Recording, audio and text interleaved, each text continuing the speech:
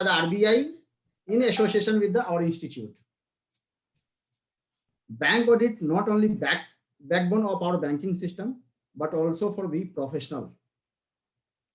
Normally, we are too knowledgeable in our regular field like taxation, accounting, and other compliances, but not too much aware day-to-day notification and circular of RBI, which is very much required to complete our bank audit. So updation is required, and now CS Sanjay Mehta with us to enhance our knowledge and also guide how to complete our bank audit.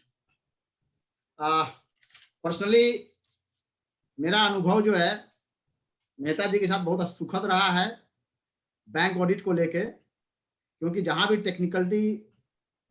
Difficulties आई है वहां पे हमेशा संजय मेहता जी एकमात्र हमको याद आए हैं और कभी मेरे को नाखुश नहीं किए हैं। हर चीज में हम हमेशा सपोर्ट किए हैं और जो proper guidance in relation to bank audit मिलता रहा है मेरे को। तो राहुल भाई। Yes sir.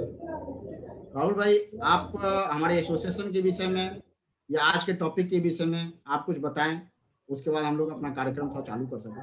सर आपने ऑलरेडी उसका पूरा बेस बहुत बढ़िया से बता ही दिया है कि the importance of bank audit and आपका एक्सपीरियंस संजय जी के साथ कैसा रहा है। So we are really looking forward to some useful knowledge and insights from Sanjay ji on the topic.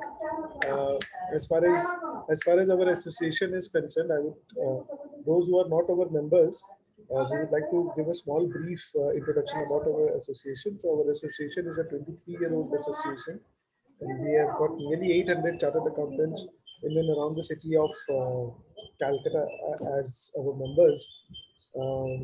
We have also had the past president of ICAI, Subodhji Agarwal, as our founder member, as one of our founder members. We have in this current year, during the pandemic, we have taken quite a few initiatives, notable initiatives.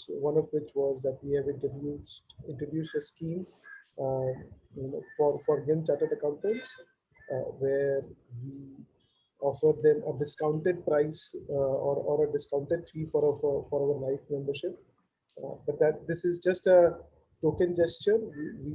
It is basically our intent that we introduce more such policies going ahead to help our young chartered accountant fellows, as well as we are able to create a community amongst ourselves and help each other in delivering professional excellence to our clients. Thank you, and I welcome everyone to this wonderful session today. Over to you, Prakash Bhaiya. Yes, thank you, Rahul.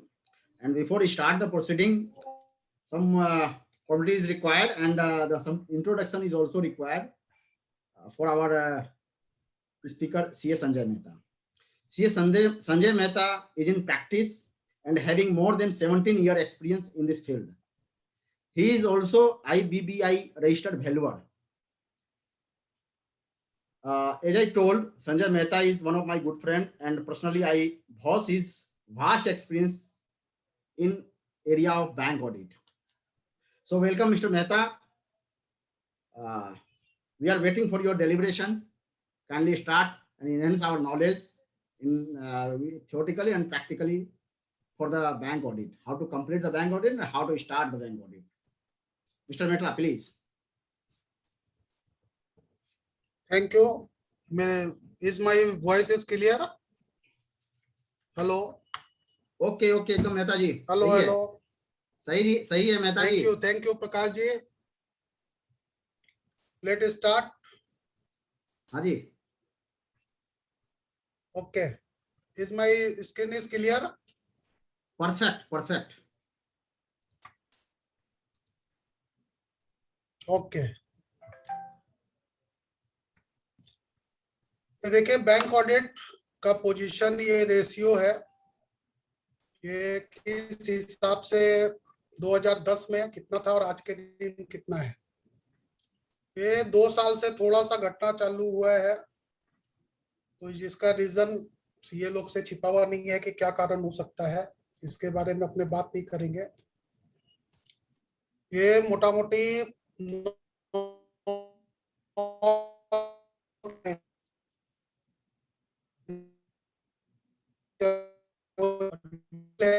Bank auditor लोग से एक एक bank auditor एक एक NPA भी बचा पाएगा तो अपने देश का एनपीए का हालत ऐसा खराब नहीं रहेगा।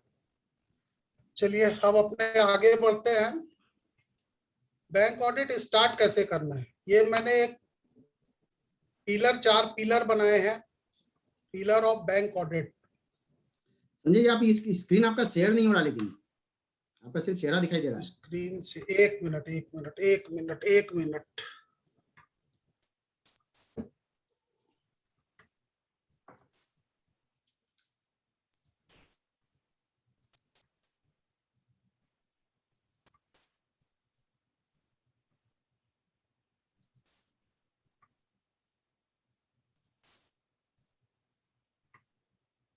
अब ठीक है?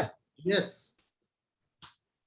एकदम ठीक है, तो pillar शुरू of से bank स्टार्ट audit. करते हैं अपने।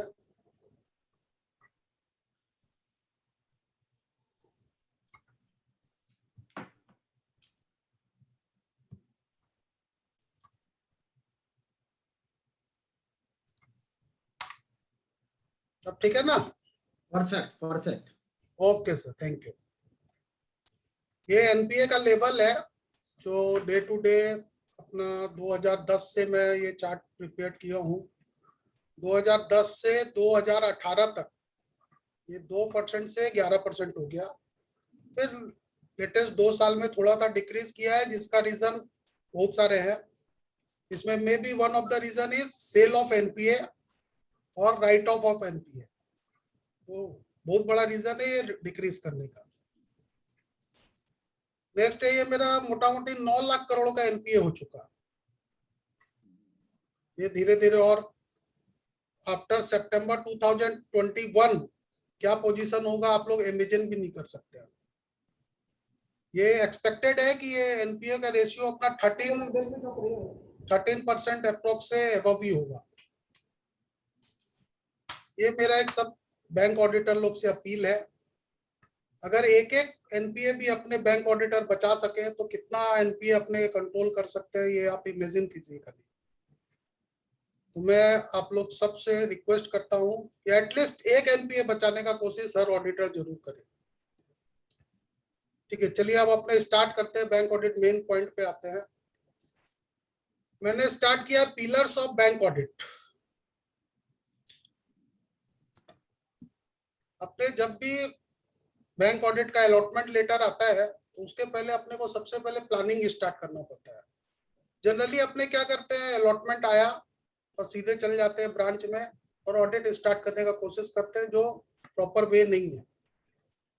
प्लानिंग आपको जिस दिन अलॉटमेंट आया उसी दिन से बैंक मैनेजर से टच में रह करके आपको क्या क्या पेपर उनसे अरेंज कराना है, वो बैंक ऑडिट ब्रांच विजिट करने के पहले ही अपना प्लानिंग स्टार्ट करना होगा, तभी आप प्रॉपर वे में बैंक ऑडिट कंप्लीट कर पाएंगे। नेक्स्ट पॉइंट है अपना टीम वर्क। प्लानिंग करने के बाद एक टीम वर्क बहुत ही जरूरी है, ताकि अपने प्रॉपर वे में बैंक ऑडिट को कंप्लीट कर सके और कोई भी एरिया अपना अनकवर नहीं रहे। थर्ड पॉइंट है अपना हार्ड वर्किंग। अपने अगर सोचते हैं कि बैंक ऑडिट घूमने के लिए जा रहे हैं, मौज मस्ती करने के लिए जा रहे हैं, तो वैसे में प्रॉपर वे में आप बैंक ऑडिट नहीं कर पाओगे। बैंक ऑडिट करने के लिए हार्ड वर्क बहुत ही जरूरी है। नेक्स्ट पॉइंट है अपना डिसीजन मेकिंग। बहुत बार ऐसा कोई सिचुएशन क्रिएट हो जाता है कि अपने को डिसीजन लेने में प्रॉब्लम होती है कि इसको एनपीए दिखाएं या नहीं दिखाएं, या ये डाइवर्सन ऑफ फंड है कि नहीं है। तो मेरा ये मानना है कि कहीं भी कोई टेक्निकल प्रॉब्लम आए तो अपने सीनियर की हेल्प जरूर लें कि सर ऐसा सिचुएशन में मैं क्या स्टेप लूं, ये बहुत ही जरूरी है। लास्ट स्टेप है रिपोर्टिंग। आपने सारा काम किया लेकिन रिपोर्टिंग के समय ये भी छोड़ दो, ये भी छोड़ दो, ये भी छोड़ दो, लास्ट में पता चलता है रिपोर्ट में कुछ रहा ही नहीं। तो ऐसा मत कीजिए, जो भी आपका फाइंडिंग है उसको रिपोर्टिंग में कवर जरूर कीजिए, क्योंकि आपका कोई भी फाइंडिंग आपके लिए कोई फायदेमंद नहीं है। आप रिपोर्टिंग करोगे तभी जाके उसका यूजफुल होगा। चलिए अब अपने आगे बढ़ते हैं। और ये अपना है कलेक्शन ऑफ ऑडिट रिपोर्ट। ये मैं साथ साथ में आपका जो लॉन्ग फॉर्म ऑडिट रिपोर्ट आया है 2021 उसको भी कवर करता जा रहा हूँ। स्पेसिफिक लास्ट में अपने पास समय बचेगा तो अपने कुछ उसका इंपॉर्टेंट पॉइंट डिस्कस करेंगे। ये ऑडिट रिपोर्ट बहुत सारी बैंक में डे टू डे अलग अलग टाइप की ऑडिट होती है। अपने को लॉन्ग फॉर्म ऑडिट रिपोर्ट में सारे ऑडिट का जो एडवर्स रिमार्क है उस पर कॉमेंट करने के लिए बोला गया है। ये जनरली देखिए कितनी सारी ऑडिट रिपोर्ट आती है। Last year branch audit report जो स्टैट्यूटरी ब्रांच ऑडिट रिपोर्ट है। नेक्स्ट अपना कॉन्करेंट ऑडिट रिपोर्ट, फिर अपना आरबीआई और internal inspection report, information system audit report और रेवेन्यू ऑडिट रिपोर्ट। अब इसमें अपने थोड़ा सा ब्रीफ करते हैं इसको। ब्रांच ऑडिट रिपोर्ट आपको दो टाइप की जनरली मिलेगी, एक पूरी नील और एक कभी कभी आपको कुछ मिलेगी जिसमें लगेगा कि आपको कुछ फीडबैक मिला है आपकी ब्रांच का पोजीशन क्या है। जनरली मेरे को तो नीली मिलती है। तो अगर आपको ये अगर कोई प्रीवियस ऑडिटर की रिपोर्ट अच्छी मिल गई तो आपके लिए ब्रांच ऑडिट बहुत हेल्पफुल हो जाएगा, बहुत हेल्प मिलेगी उससे। कंकरेंट ऑडिट रिपोर्ट में जनरली कुछ मिलता नहीं है। आरबीआई और इंटरनल रिपोर्ट भी दो प्रकार की मिलेगी। कभी कभी मेरे को इंटरनल ऑडिट रिपोर्ट इतनी अच्छी मिलती है कि आपको और कहीं चेक करने की दरकार नहीं है, आपका इंटरनल ऑडिट रिपोर्ट ही सफिशिएंट रहेगा ऑडिट को कंप्लीशन करने के लिए। तो उसमें रेडी अवेलेबल डाटा मिल जाता है। और बाकी तो इंफॉर्मेशन सिस्टम ऑडिट में तो सिस्टम से रिलेटेड रहेगा। रेवेन्यू ऑडिट आजकल जनरली मिलता नहीं है।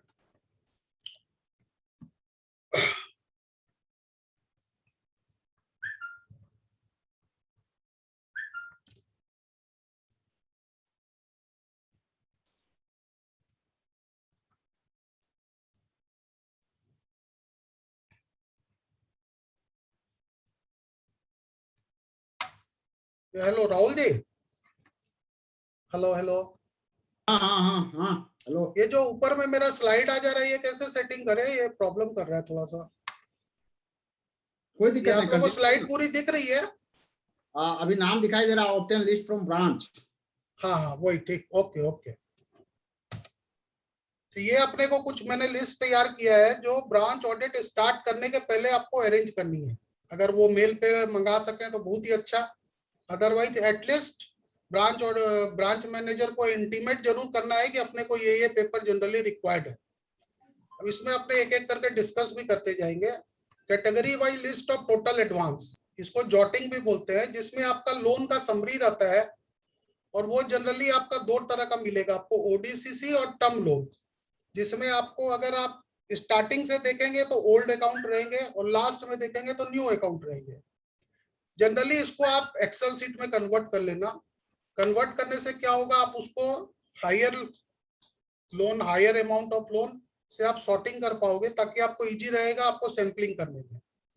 और ये टर्म लोन का आपको 8-10 कैटेगरी उसमें मिलेगी, जैसे car loan, housing loan, business loan, business term loan, उस टाइप से। सबका टोटलिंग जरूर चेक कर लीजिएगा कि सारा जॉटिंग का लिस्ट आपको मिल गया कि नहीं मिल गया। तो इसमें क्या होता है कि कुछ मिसिंग हो जाती है तो उसके कारण अपना कंप्लीट नहीं होता है। दूसरा लिस्ट है previous year NPA with date of NPA, और थर्ड है आपका current year NPA with date of NPA. इस दोनों लिस्ट को आपको कंपैरिजन करना है कि लास्ट ईयर कोई एनपीए लिस्ट में नाम था लेकिन इस ईयर नहीं है, तो उस अकाउंट को आपको इंपॉर्टेंट देना है कि आखिर लास्ट ईयर था, इस साल नहीं है तो क्यों नहीं है, क्योंकि उसमें कोई प्लानिंग करके लिस्ट में से हटा तो नहीं दिया गया। तो करंट ईयर लिस्ट से लास्ट ईयर का डिफरेंस जरूर चेक कीजिएगा कि क्यों कुछ एडिशन हुआ है तो क्यों, और कुछ डिलीशन हुआ है तो क्यों। नेक्स्ट पॉइंट है आपका advance sanction during the year. Way generally आपको मैनेजर एक तो हो सकता है कि एक लेजर दे दे, रजिस्टर, जिसमें आपका मेंशन किया हुआ रहता है, तो उससे आपको नया ईयर का लोन का हेल्प मिलेगा। नेक्स्ट पॉइंट है ये ad hoc limit sanction during the year. इसमें आप 12 लिस्ट जरूर लीजिएगा ब्रांच से। ये मंथली लिस्ट होती है जिसमें आपको एडहॉक लिमिट दिया गया है। तो कुछ बोरोवर आपको दिखेंगे कि हर समय, हर 2 महीना में, 3 महीना में, 4 महीना में एडहॉक लिमिट के लिए अप्लाई करते हैं और सैंक्शन भी होता है। उस अकाउंट को आपको एकदम इंपॉर्टेंट दे करके चेक करना है कि सब चीज उस अकाउंट में प्रॉपर चल रहा है कि नहीं चल रहा है। तो ये आप रेड फ्लैग एक बोल सकते हैं कि ये आपको प्रोबेबल एनपीए हो सकता है वो account. Advance restructure during the year, ये इस बार का सबसे इंपॉर्टेंट पॉइंट आप बोल सकते हैं। ये as per latest RBI guidelines के हिसाब से हुआ है कि नहीं हुआ है, वो आपको प्रॉपर्ली चेक करना है। ये आपका ये एडॉक लिमिट, रिस्ट्रक्चर, ये सब एलएफएआर का 2000 न्यू एलएफएआर का जो सीट है उसमें कवर करेगा ये सब। Advance upgrade during the year, last year NPA में था, इस साल नहीं है, तो उसका एक अलग से आप लिस्ट ब्रांच से जरूर लीजिएगा। ये भी आपका एलएफएआर का एक पॉइंट है। डिटेल ऑफ टॉप 10 एडवांस, आपको 10 एडवांस लेना है, जनरली 10% और 10 crore which ever is less आपको एलएफएआर में कवर करना है, क्योंकि उसकी पूरी ट्रांजैक्शन ऑडिट होगी इस बार। आपको ट्रांजैक्शन ऑडिट में आरबीआई क्या अपने से एक्सपेक्ट कर रहा है ये तो बोलना मुश्किल है, क्योंकि transaction audit I think statutory auditor का पार्ट नहीं है, ये कॉन्करेंट ऑडिटर का पार्ट होता है, लेकिन अब आरबीआई बोला है तो करना पड़ेगा। अच्छा, ये एक देखिए, ये भी एक आपका latest long form audit report का पार्ट है, SMA 1 SMA 2। ये आपको डिफरेंट 3 डेज की ऑब्टेन करनी है, ताकि तीनों में कंपैरिजन कर सके आप। इस मान लिया 31/12 में कोई एनपीए लिस्ट में SMA 1 या 2 में था, लेकिन 15/3 को नहीं है, तो क्यों नहीं है, उस अकाउंट को आपको उस पीरियड गैप में क्या क्या हुआ है वो अपने को प्रॉपर्ली चेक करना है, ताकि अपने डिसीजन ले सके कि ये एनपीए होना चाहिए या नहीं होना चाहिए, या अगर SMA 1 या 2 से हट गया तो क्यों हटा, क्या रीजन है, या डिटेल स्क्रूटनी करनी पड़ेगी इसमें। Advance enhance during the year, कोई लास्ट टाइम मान लिया लिमिट 1 करोड़ था, इस साल 2 करोड़ हो गया, तो उसको प्रॉपर्ली चेक करना है आपको।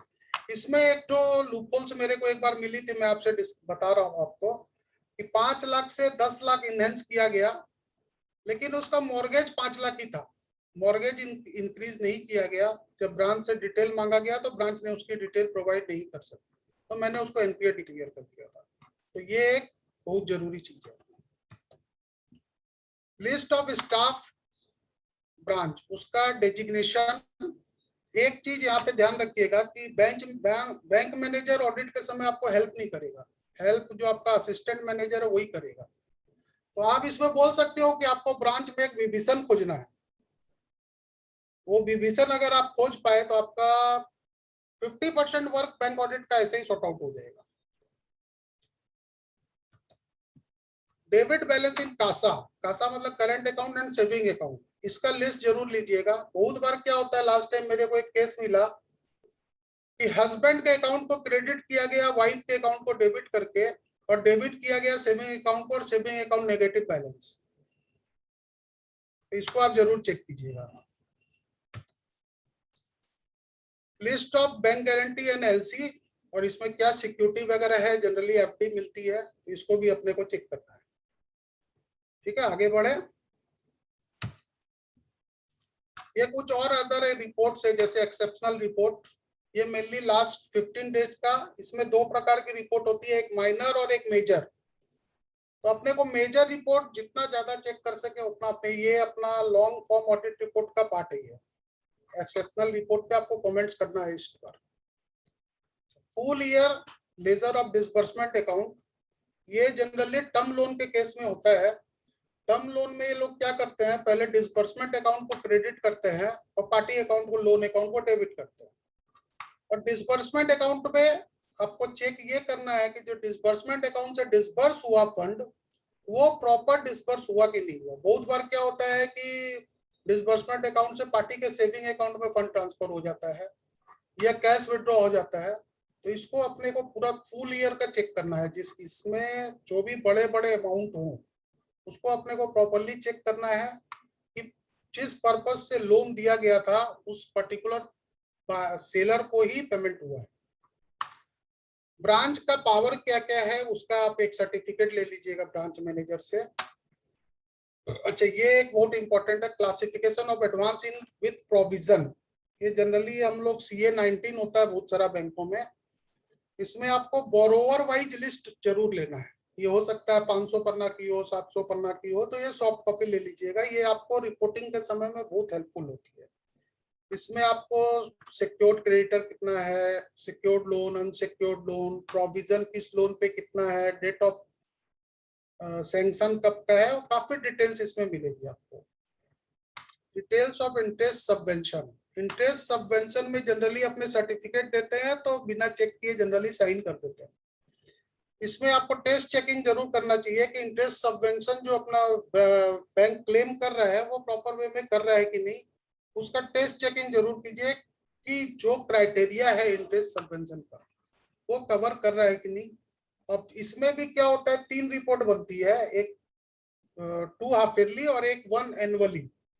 इसमें टोटल एरर जनरली मिलता है, 2 हाफ ईयरली का टोटल 1 एनुअली टोटल से टैली नहीं करता है, तो इसको आप चेक कीजिएगा। टीडीएस रिपोर्ट पार्टी वाइज, ये party wise TDS report obtain कर लीजिएगा। जनरली क्या होता है, बहुत बार टीडीएस प्रॉपर वे में डिडक्ट नहीं होता है और बहुत बार डिडक्ट होता है बाद में रिटर्न हो जाता है, तो वैसा नहीं होना चाहिए। अब अपने कैश क्रेडिट पे, जो अपना बैंक ऑडिट का सबसे मेन पार्ट बोल सकते हैं इसको, इसमें एक एक पॉइंट अपने डिस्कस करते हैं।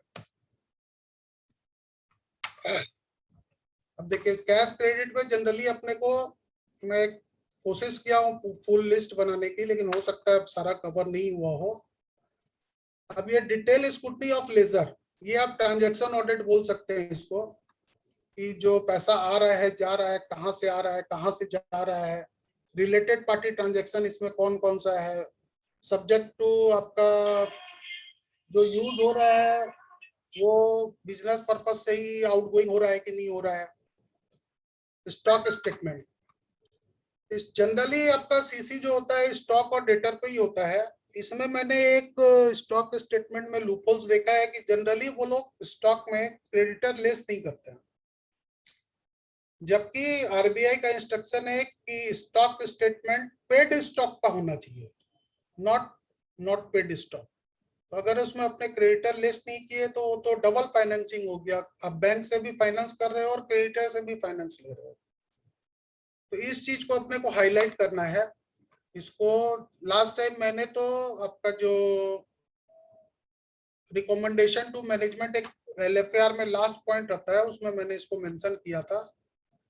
अच्छा, pre and post inspection report, ये भी अपना एलएफआर का पार्ट है।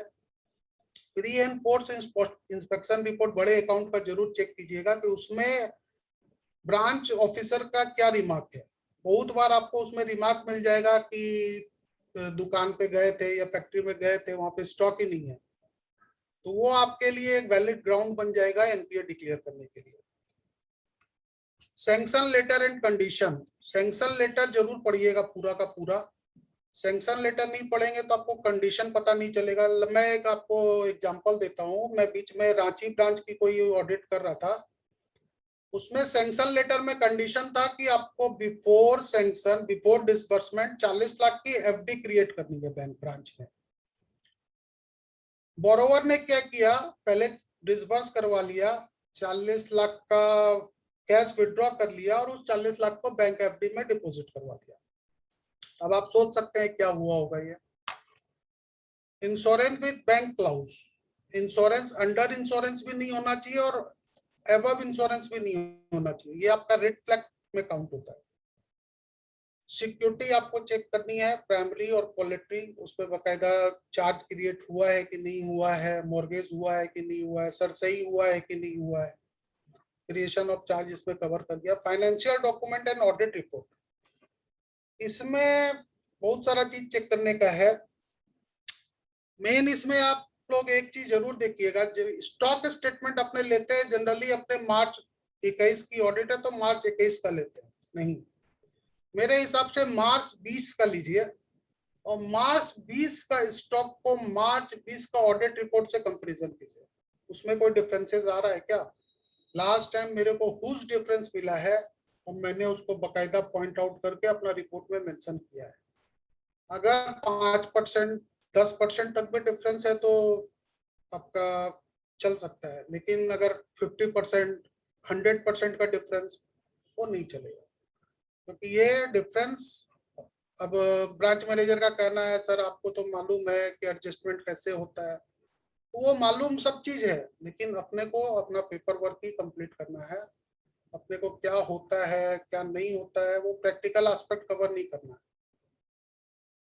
है। स्टॉक ऑडिट रिपोर्ट, इसको भी अगर जहां पे एप्लीकेबल है, जनरली 5 करोड़ के ऊपर कोई एडवांस है तो उसमें स्टॉक ऑडिट कंपलसरी है, उसको आप जरूर स्टडी कीजिएगा। Review renewal with in 180 days. Short, generally आजकल ब्रांच मैनेजर शॉर्ट रिव्यू कर देते हैं और ऑडिटर को दिखाते हैं कि सर देखिए रिव्यू हो गया। अगर प्रॉपर वे में रिव्यू नहीं हुआ है तो 180 डेज के बाद वो अकाउंट ऑटोमेटिक एनपीए हो जाना चाहिए। रिव्यू में आपका बैलेंस शीट, आपका फाइनेंशियल डाटा, अगर ऑडिटेड कंपलसरी नहीं है तो फाइनेंशियल डाटा, ये सब कंपलसरी है। विदाउट फाइनेंशियल डाटा आप कैसे रेगुलर रिव्यू कर सकते हो? आई थिंक तो नहीं होना चाहिए। एंड यूज ऑफ फंड, ये भी आपका एक तो लॉन्ग फॉर्म ऑडिट रिपोर्ट का पार्ट है कि डाइवर्सन ऑफ फंड तो नहीं हो रहा है। अब ये एंड यूज ऑफ फंड समझाने जाऊंगा तो काफी समय लग जाएगा, तो अगर लास्ट में समय बचेगा तो इसको अपने, क्योंकि लास्ट टाइम मैंने इसी बेस पे एक तो क्विक मोटिलिटी सर्टिफिकेट इशू किया था जिसमें डाइवर्सन ऑफ फंड था। मैंने क्विक मोटिलिटी इशू करके एक स्पेशल रिपोर्ट इशू की थी। पॉसिबल विंडो ड्रेसिंग, ये तो डेबिट क्रेडिट आपका क्वार्टर एंड में या ईयर एंड में आपका कैश क्रेडिट अकाउंट को डेबिट करके सेविंग अकाउंट क्रेडिट कर दिया, 2 दिन बाद फिर वापस रिवर्सल कर दिया। Other advance given to same borrower, एक अकाउंट अगर एनपीए होता है तो बोरोवर का सारा अकाउंट एनपीए हो जाएगा। तो बहुत बार एक अकाउंट से दूसरे अकाउंट में फंड मूव करता है एक दूसरे को एनपीए बचाने के लिए। रिलेटेड पार्टी ट्रांजैक्शन अपने को चेक करना ही है, ये आपको डिटेल स्क्रूटनी ऑफ लेजर से पता चल जाएगा। क्या ये स्टॉक स्टेटमेंट का मैंने एक प्रोफॉर्मा बनाया है। स्टॉक स्टेटमेंट जनरली ऐसा होना चाहिए कि आपका ओपनिंग कितना था, परचेज आपने सोल्ड कितना किया, क्लोजिंग बैलेंस क्या है, अब उसका वैल्यूएशन लगा के वैल्यू। जनरली अपने को स्टॉक स्टेटमेंट मिलता है इतना आइटम, ये आइटम इतना, ये आइटम इतना, क्वांटिटी लिख के उसका फिगर बैठा दिए, दैट्स ऑल। क्रेडिटर भी लेस नहीं करते। तो आई थिंक ये एक प्रॉपर प्रोफॉर्मा है स्टॉक स्टेटमेंट का। आप लोग से सबसे मेरा रिक्वेस्ट है कि इसको हाईलाइट जरूर कीजिए। स्टॉक स्टेटमेंट ऐसा होना चाहिए। दूसरा टाइप का स्टॉक स्टेटमेंट जिसमें खाली बैलेंसिंग किया हुआ है, उसमें अपने को मूवमेंट ऑफ स्टॉक नहीं मिलता है। पता चलता है कि डेड स्टॉक 5 साल से पड़ा हुआ है जिसका कोई रीसेल वैल्यू ही नहीं है। तो अपने को उस टाइप का स्टॉक स्टेटमेंट से स्टॉक का मूवमेंट पता नहीं चलता है। अच्छा, ये एक चार्ट मैंने बनाया आप लोगों के लिए। कोई भी लोन को अगर आप लोग चेक करते हैं तो इस टाइप से एक तो लिस्ट जरूर बना लीजिए, ताकि आपको रिपोर्टिंग करने में, जब रिपोर्ट को समराइज करेंगे तो ये काफी हेल्पफुल होगा आप लोगों के लिए।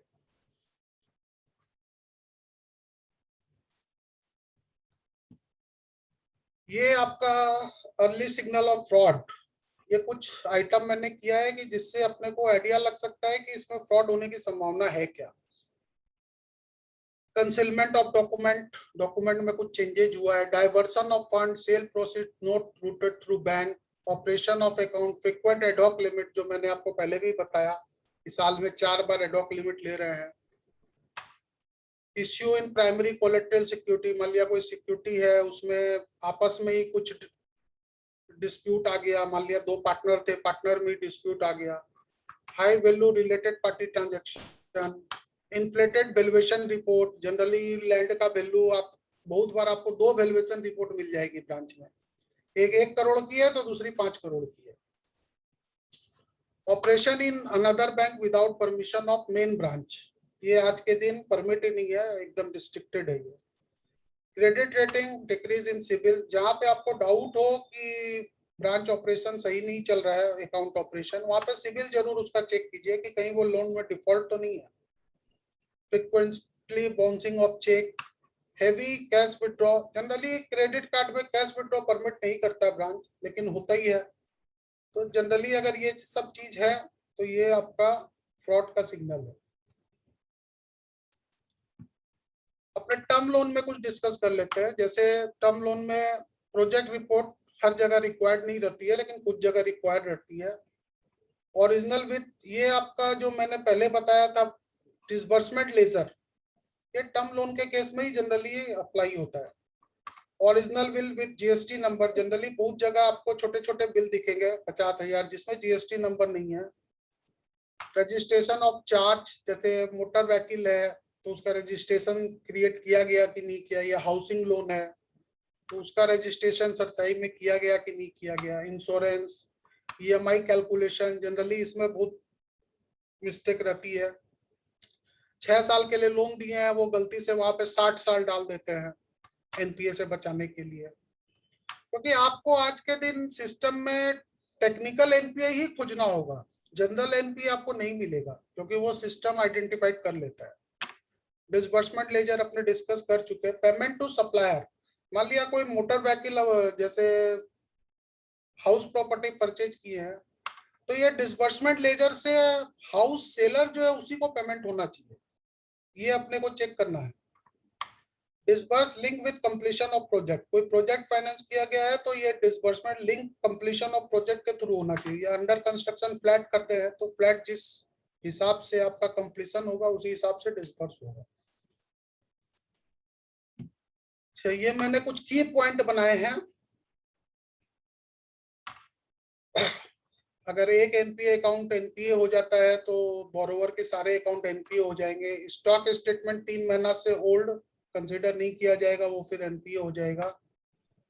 Interest on advance accrued and outstanding should be calculated on 31 March. Generally क्या होता है कि 20 मार्च को मान लिया इंटरेस्ट सर्व हो गया, इंटरेस्ट का कैलकुलेशन कर दिए, लेकिन क्या होता है मान लिया 10 दिन का इंटरेस्ट वो लोग सिस्टम में आपका सस्पेंस में डाल के रखते हैं, पार्टी को डेबिट नहीं करते हैं, ये जनरल नेचर है। तो अगर मान लिया उस इंटरेस्ट को अपने डेबिट कर देते हैं और उसके कारण एनपीए अकाउंट होता है तो उस पर्पज से ये चेक करने का विषय है। Long outstanding entry in suspense account, अगर सस्पेंस अकाउंट में कोई बहुत दिनों से लॉन्ग एंट्री चल रही है तो उसमें अपने को प्रोविजन करवाना है, ये अपना एलएफआर का भी पार्ट है। एमओसी अगर नील भी है तो अपने को सर्टिफिकेट इशू करना है नील। अच्छा, ये एक अभी लेटेस्ट सुप्रीम कोर्ट का जजमेंट आया है 3/9/2020, उसने एक जनरल स्टे लगा दिया है कि कोई भी एनपीए 31/8/2020 के बाद डिक्लेयर नहीं किया जाएगा। मेरे हिसाब से तो अभी तक ये स्टे लगा हुआ है, तो उस हिसाब से तो अपने इस पर एनपीए डिक्लेयर ही नहीं कर पाएंगे, क्योंकि ये एक जनरल रिमार्क है, मैंने स्टडी किया इसका, तो ऐसा कुछ नहीं है कि इंटरेस्ट मॉनिटोरियम के पर्पस पे ही ये स्टे है, ये स्टे इन जनरल लगा हुआ है। अब सुप्रीम कोर्ट का अगर 31 तारीख तक कोई जजमेंट आ जाता है तब तो ठीक है, अदरवाइज तो एनपीए अपने डिक्लेयर इस बार नहीं कर पाएंगे। अच्छा, ये मैंने एक गोल्डन रूल बनाया है।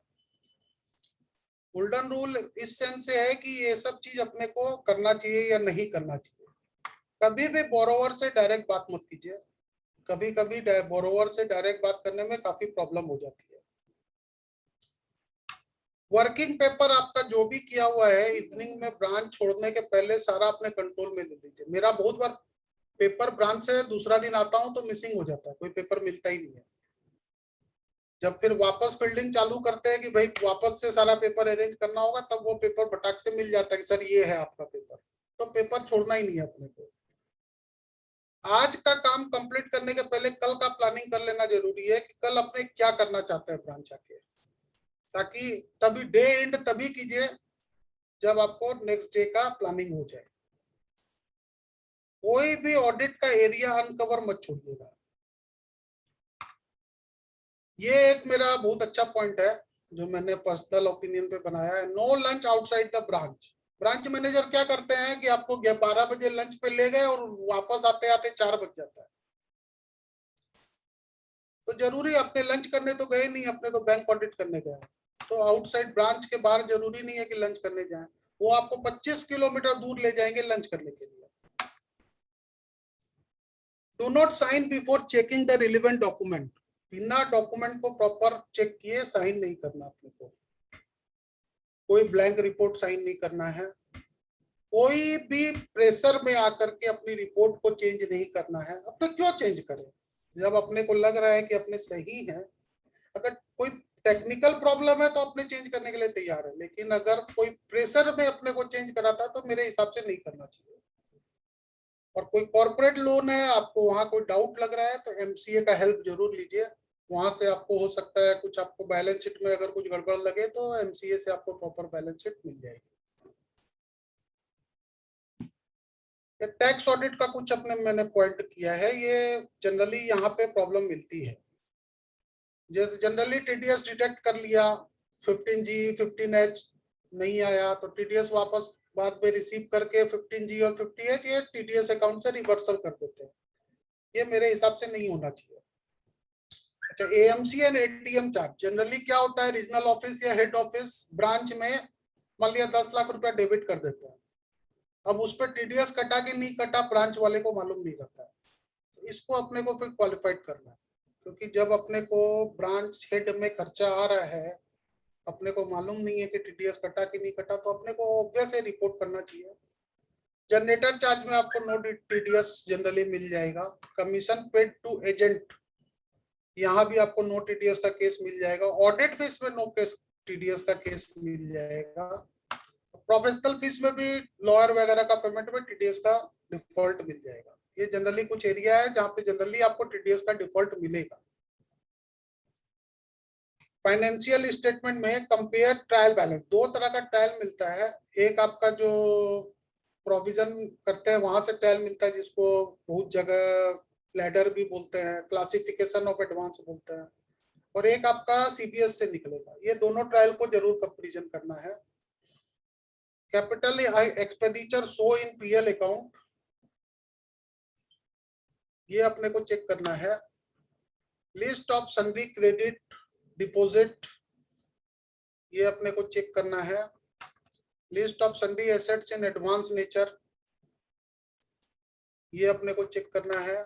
Sundry assets in advance nature, किसी को फेस्टिवल एडवांस दिए हुए, किसी स्टाफ को 5 साल से चला आ रहा है, अपने ना उसको प्रोविजन कर रहे हैं ना रिकवर कर रहे हैं, तो ये सब अपने को पॉइंट आउट करना है। कैश वेरिफिकेशन, जनरली अपने 31 मार्च को बैंक में कैश वेरिफिकेशन नहीं कर पाते हैं, तो ये ब्रांच मैनेजर से अपने को एक तो कैश वेरिफिकेशन का सर्टिफिकेट जरूर लेना चाहिए कि कैश वेरिफिकेशन उस दिन उन्होंने किया था। सिक्योरिटी वेरिफिकेशन जैसे चेकबुक वगैरह, ये सब। Closing circular issue bye HO, ये अपने को जरूर लेना है। क्लोजिंग सर्कुलर में बहुत सारी डिटेल अपने को मिलेगी कि हेड ऑफिस क्या क्या, हेड ऑफिस की पॉलिसी क्या है, वो किस हिसाब से अपना बुक्स क्लोज करना चाहते हैं, तो वहां से अपने को काफी हेल्प मिलेगी। ये अपना प्रोविजन का लिस्ट है, पता नहीं इस बार अपने कर पाएंगे कि नहीं, मेरे को मालूम नहीं है। सब स्टैंडर्ड, डाउटफुल, डाउटफुल।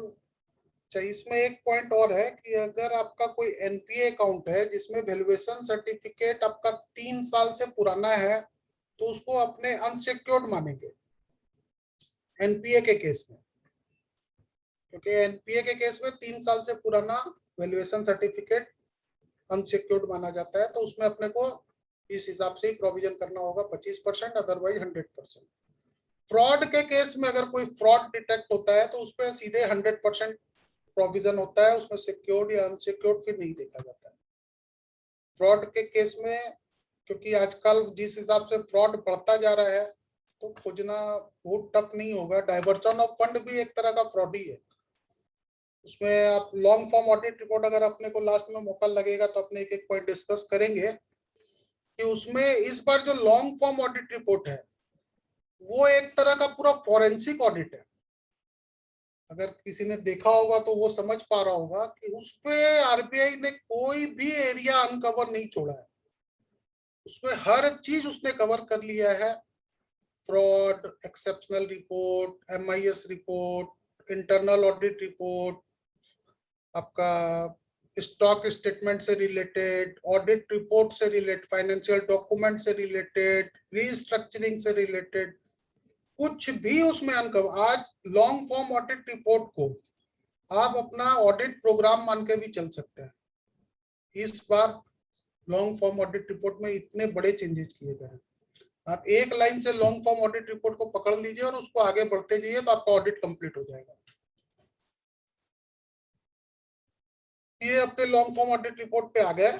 इसमें ये मैंने ऊपर में लिंक दिया है, इस लिंक पे क्लिक करने से लॉन्ग फॉर्म ऑडिट रिपोर्ट खुल जाएगा। अब इसमें लॉन्ग फॉर्म ऑडिट रिपोर्ट में अगर हर पॉइंट डिस्कस करने जाएंगे तो 2 घंटा में तो पॉसिबल नहीं है, फिर भी अपने कोशिश करते हैं कि जितना ज्यादा से ज्यादा कवर कर सके। Please makes your branch audit programme as per new LFAR।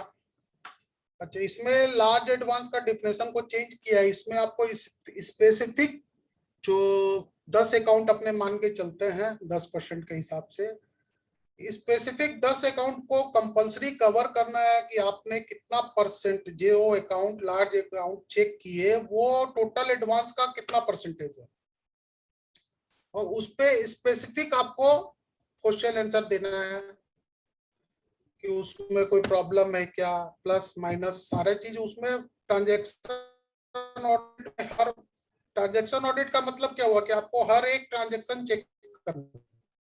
आज 3 दिन 4 दिन में ट्रांजैक्शन ऑडिट 10 बहुत बार अपने 50-50 पन्ने 100 पन्ने के भी मिलते हैं। तो ये पॉसिबल है कि ट्रांजैक्शन ऑडिट किया जा सके। तो ये अपने डिस्कस करेंगे लॉन्ग फॉर्म ऑडिट रिपोर्ट पूरा बाद में। अच्छा, उसके बाद लॉन्ग फॉर्म ऑडिट रिपोर्ट में अपने को बोला गया है कि इंटरेस्ट रेट प्रॉपर्ली आपका चार्ज हुआ कि नहीं हुआ, डीपी प्रॉपर्ली कैलकुलेट हुआ कि नहीं हुआ।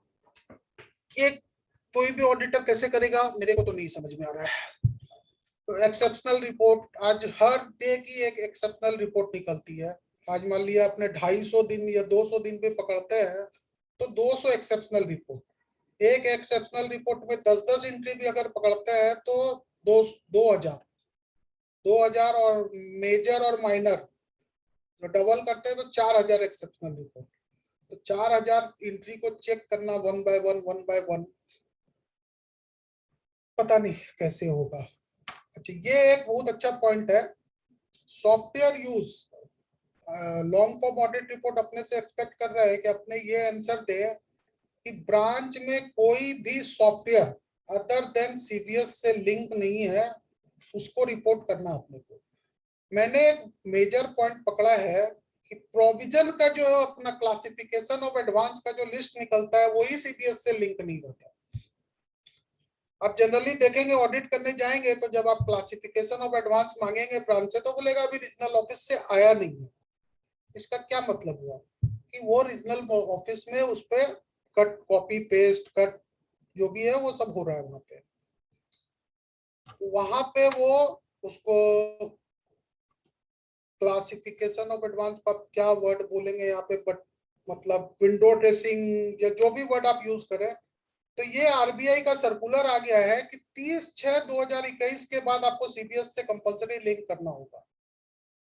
अब अलग से NPA के लिस्ट के लिए या क्लासिफिकेशन के लिए अलग से सॉफ्टवेयर डेवलप नहीं कर सकता। आपको CBS से ही कैलकुलेट, ऑटोमेटिक NPA बोल सकते हैं इसको, कि ऑटोमेटिक LPA आपको करना पड़ेगा। फिर आपका ये advance under IBC process LFAR का पार्ट है कि IBC में कोई प्रोसेस होना चाहिए था, नहीं हुआ, या हुआ है तो उसमें रिकवरी प्रोसीडिंग हुआ कि नहीं हुआ, उस सब पे कमेंट्स करना है।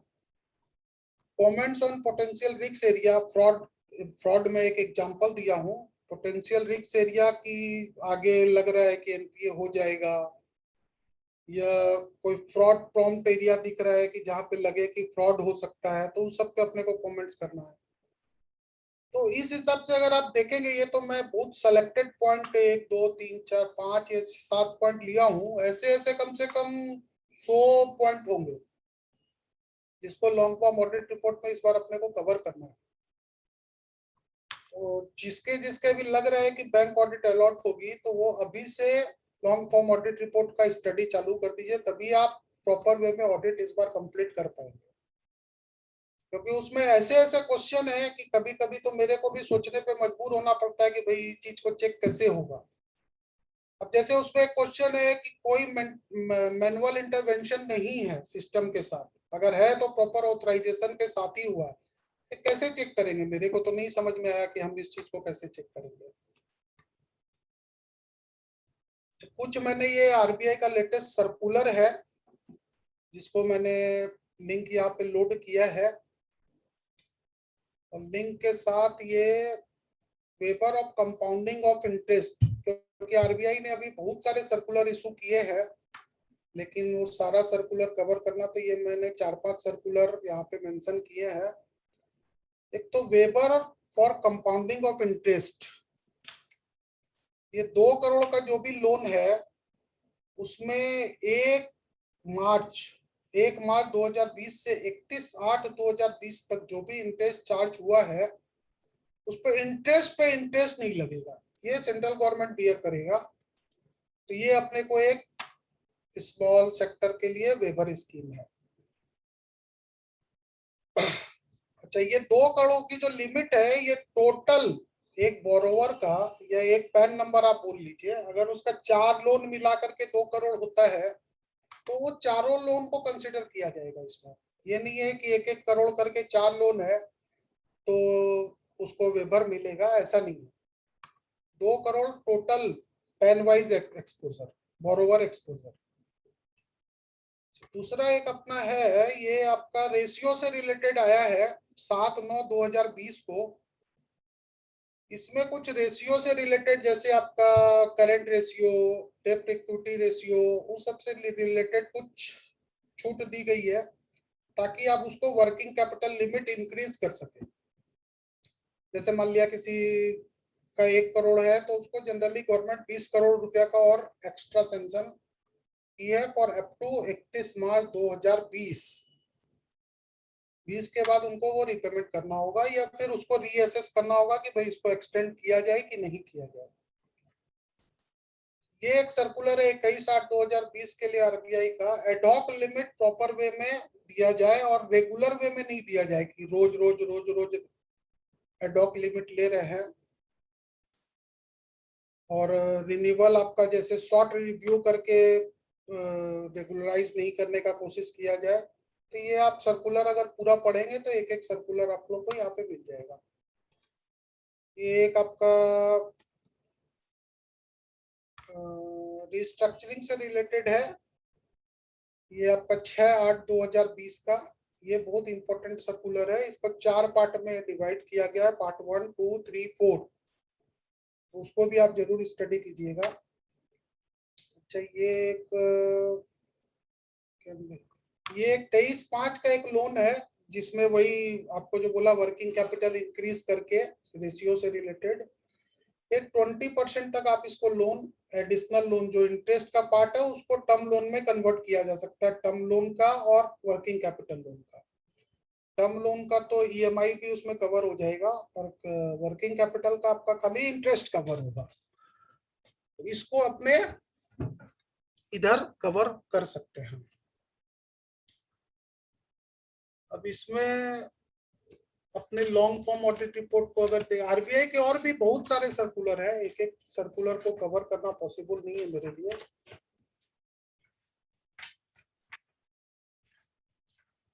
अभी जैसे लॉन्ग फॉर्म ऑडिट रिपोर्ट अगर आप देखोगे,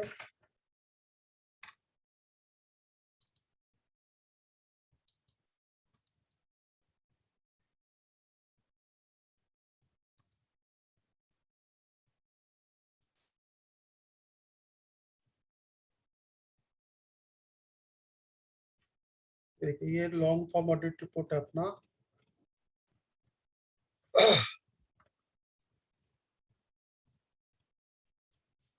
इसमें ये एडवांस से रिलेटेड आपका पॉइंट नंबर 5 से स्टार्ट होता है। ये लार्ज एडवांस का डिफिनेशन आ गया यहाँ पे,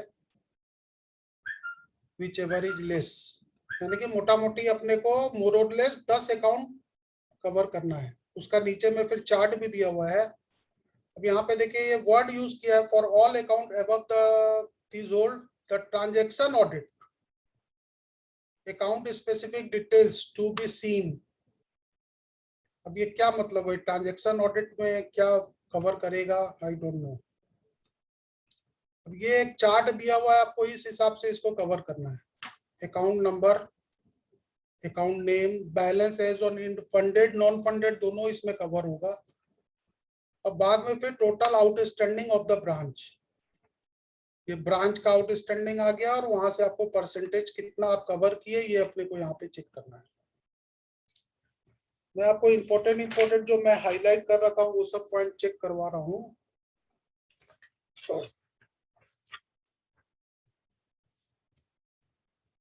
Your opinion on the आपका बी का सेकंड पॉइंट,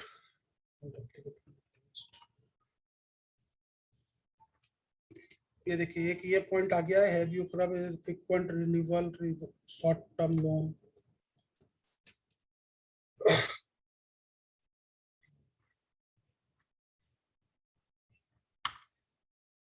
एक क्विक मोर्टेलिटी वाला भी एक ऑप्शन है यहाँ पे,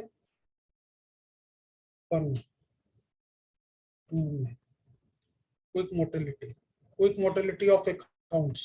12 मंथ के अंदर अगर कोई आपका मोर्टेलिटी हो जाता है, जो मैंने लास्ट ईयर आपको एक एग्जांपल दिया, उसमें क्या हुआ था, एक राइस मिल था और वो प्रोप्राइटरशिप था, और राइस मिल के प्रोप्राइटर ने एक पार्टनरशिप फॉर्म किया और उसके बेस पे एक फिर लोन, टर्म लोन और सीसी सेंक्शन करवाया। जब मैंने सीसी का डिसबर्समेंट देखा जो मेरे पीरियड में डिसबर्स हुआ था, तो वो एक अमाउंट आपका डिसबर्स होके गया प्रोप्राइटरशिप कंसर्न में।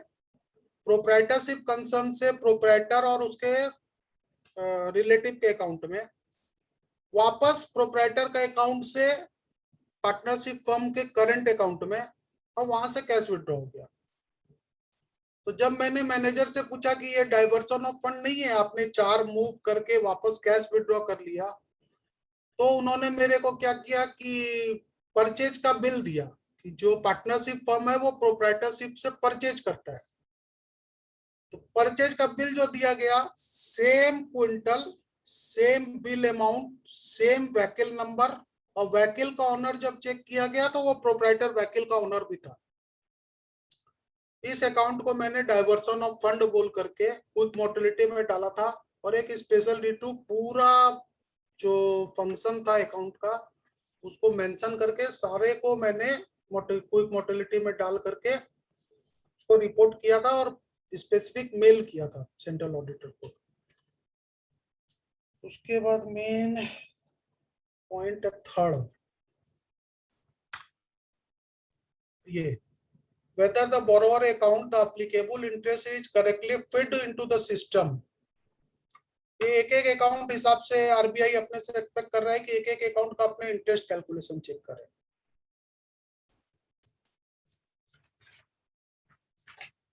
उसके बाद देखिए point number 6, whether correct and valid credit rating is available। The credit facility of bank borrower from RBI credit rating has been fed into the system। अब बताइए क्रेडिट रेटिंग भी अपने को एक एक तो चेक करनी है।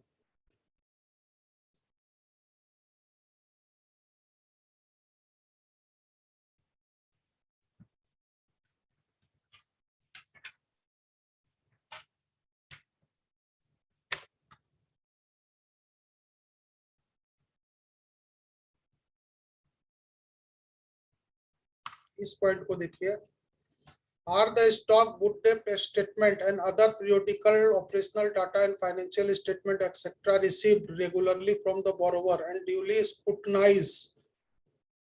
in duly scrutinized, branch manager ने उसकी स्क्रूटनी की कि नहीं की, आप कैसे पता करोगे?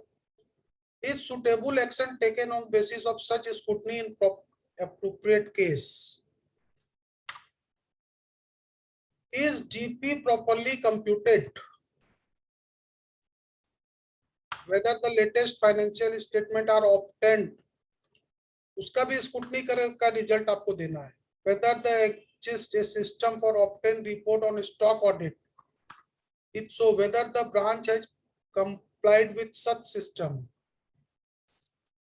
cases where stock audit was required but not offered, ये तो जनरल रिमार्क है।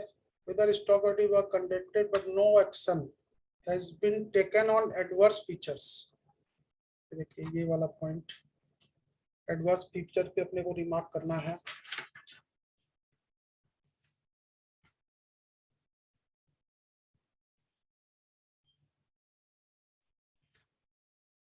inspection of 6 number पॉइंट, ये देखिए, इसको देखिए, has the inspection or physical verification of security charge to the bank has been carried out by the branch as per the procedure laid down by the controlling authority of bank. अब इस पे आपको comments करना है। तो ऐसे ऐसे इतने पॉइंट है कि पता नहीं 15 दिन में कंप्लीट होगा कि 20 दिन में बैंक ऑडिट कंप्लीट होगा, बोलना मुश्किल है।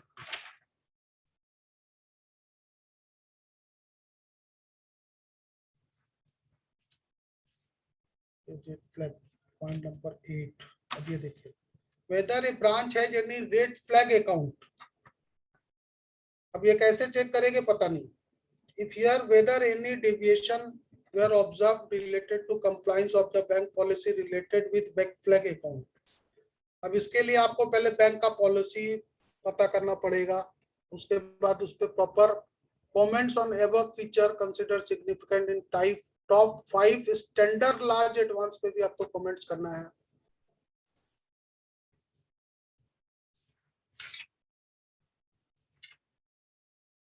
पॉइंट नंबर F, ये देखिए, ये SMA 1, 0 और 3, इसको प्रॉपर फॉलो किया गया है कि नहीं किया, इस पे अपने को कमेंट्स करना है। ये सब में जो नया नया पॉइंट आपका LFAR 21 में ऐड किया गया, वो सब मैं आपको हाईलाइट कर रहा हूँ। फिर list of accounts in excess of 10 crore, downgrade और अपग्रेड तो नहीं हुआ इस साल में, इस पे अपने को कमेंट्स करना है।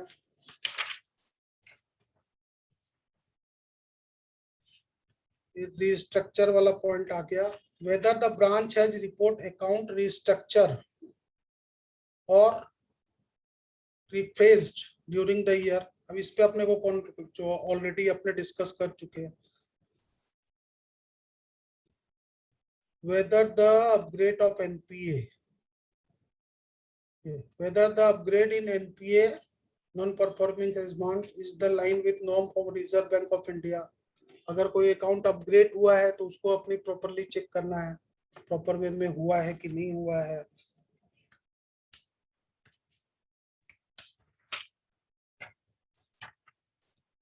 IBC वाला पॉइंट एक मेंशन किया गया है, whether there is any account where process under IBC is mandate but not initiated by the branch.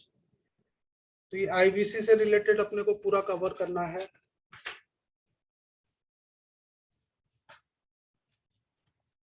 ये वैल्यूएशन रिपोर्ट वाला पॉइंट अपने डिस्कस किए थे अभी।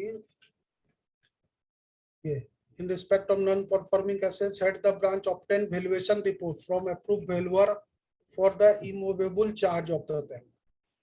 ये अपने को देना है। ये जनरली 3 साल से ऊपर का वैल्यूएशन रिपोर्ट यहाँ पे अनसिक्योर्ड माना जाएगा।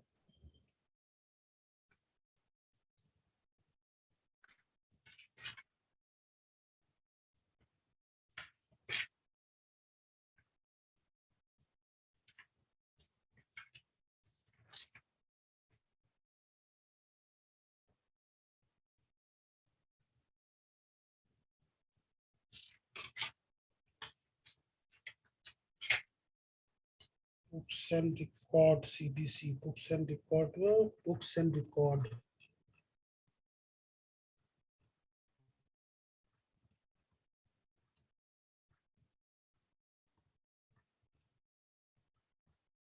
Books and ये वाला पॉइंट देखिए, whether there are any software system, manual or otherwise used at the branch which are not integrated with the CBS. ये NPA अकाउंट बैंक वाले जनरली मेरे नजर में तो नहीं है कि CBS से लिंक है, ये सब मैनुअल आपका हेड ऑफिस में या रीजनल ऑफिस में कवर करते हैं। तो यहाँ पे अगर वैसा होने से कभी भी यस नहीं होगा, यहाँ पे यस ही होगा और आपको इसमें रिमार्क देना होगा कि हाँ फॉलो कर रहे हैं बैंक। अगर ये कोई आपका फिक्स्ड एसेट्स रजिस्टर ही है, वो अगर आपका मैनुअल हो रहा है तो वो भी पॉइंट यहाँ पे होगा। अगर आपका कुछ लॉकर रजिस्टर है वो अगर मेंटेन हो रहा है मैनुअली, तो मैनुअली अगर कुछ भी हो रहा है तो यहाँ पे अपने को यस करना होगा कि हाँ यस मेंटेन हो रहा है। ये आपका 30 जून के बाद आपका खत्म हो जाएगा। एक्सेप्शनल रिपोर्ट का भी पॉइंट इसमें कवर कर दिया है। Exceptional report point number B,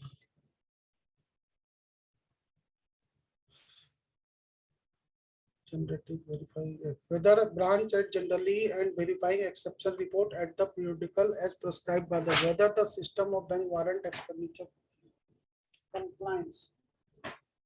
इस बार का लॉन्ग फॉर्म ऑडिट रिपोर्ट मेरे हिसाब से इस तरह से बनाया गया है कि हर चीज आरबीआई को रेडी अवेलेबल चाहिए। वो कैसे पॉसिबल है ये मेरे को नहीं मालूम। उसके बाद नेक्स्ट पॉइंट है एक्सपेंडिचर कंप्लायंस विद फ्रॉड। अब ये फ्रॉड पे लंबा चौड़ा भाषण है, यहाँ पे देखिए ये फ्रॉड से रिलेटेड। ये फ्रॉड पे अपने को इतना कमेंट्स करना है। अब इसमें अगर डिटेल में आप जाओगे तो देखिए perpetuation of fraud, account falsification of accounts, misappropriation of fund, especially through related party, sale company transaction, foreign and forgery and fabrication of financial document like inventory, debtor list, stock statement, trade credit document, shipping bill, etc. मतलब कोई भी चीज छोड़ा नहीं है, सब चीज को इस पे कवर कर दिया। इस पे आपको कमेंट्स करना है पूरा।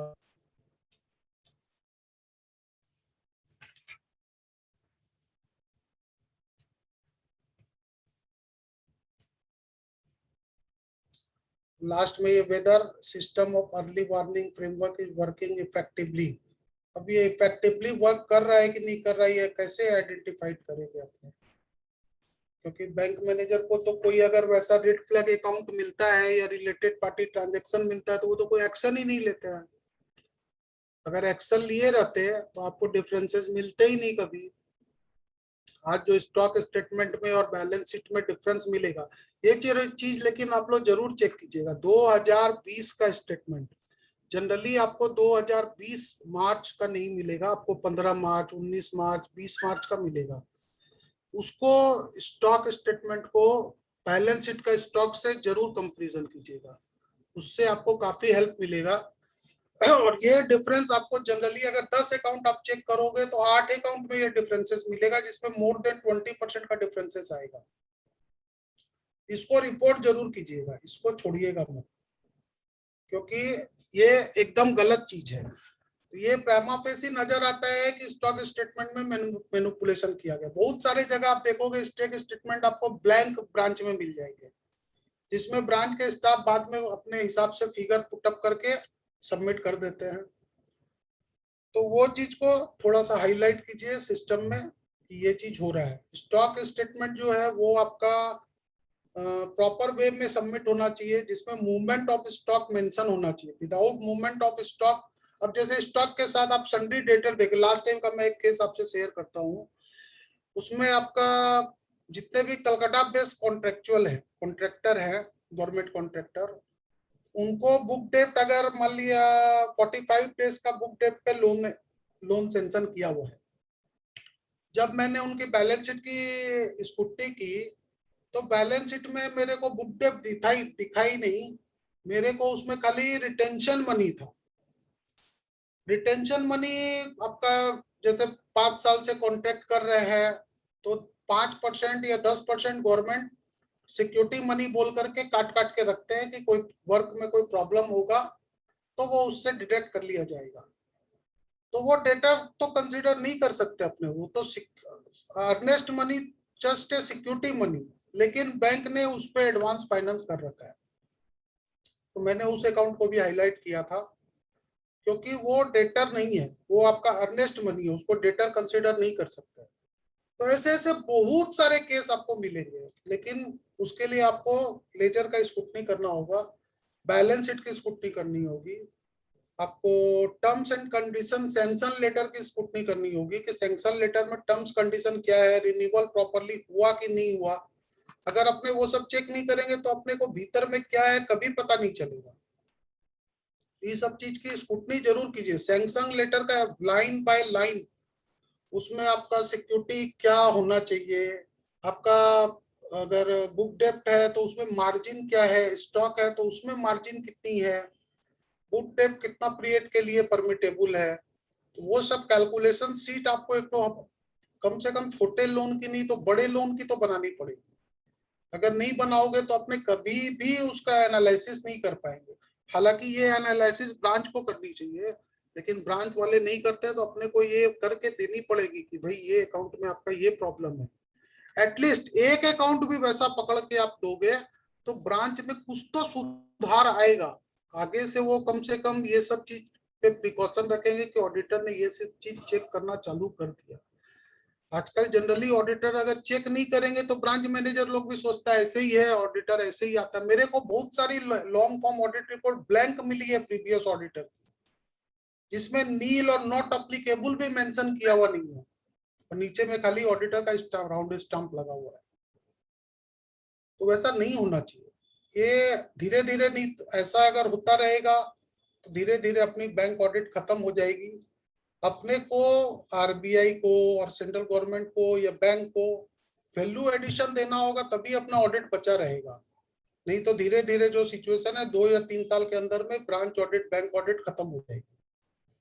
तो आप लोग से अपील है कि एटलीस्ट कुछ एक अकाउंट भी अगर बचाएंगे तो अपना प्रोफेशन बैंक ऑडिट से रिलेटेड बचा रहेगा। अदरवाइज बैंक ऑडिटर नाम का चीज अपने प्रोफेशन से खत्म हो जाएगा कुछ दिन में, मैक्सिमम 2 इयर्स। तो आप लोग से रिक्वेस्ट है कि कुछ बैंक ऑडिट के लिए पहले से प्रिपरेशन करके ही ब्रांच विजिट कीजिए और कोशिश कीजिए कि ब्रांच मैनेजर से कुछ सॉफ्ट कॉपी ब्रांच विजिट करने के पहले अपने मेल पे मंगा लें, ताकि अपने प्रायर थोड़ा सा एनालिसिस कर सके, कुछ स्टडी कर सके। जैसे अपना लास्ट ईयर का ऑडिट रिपोर्ट अपने स्कैन करके मेल पे मंगा सकते हैं।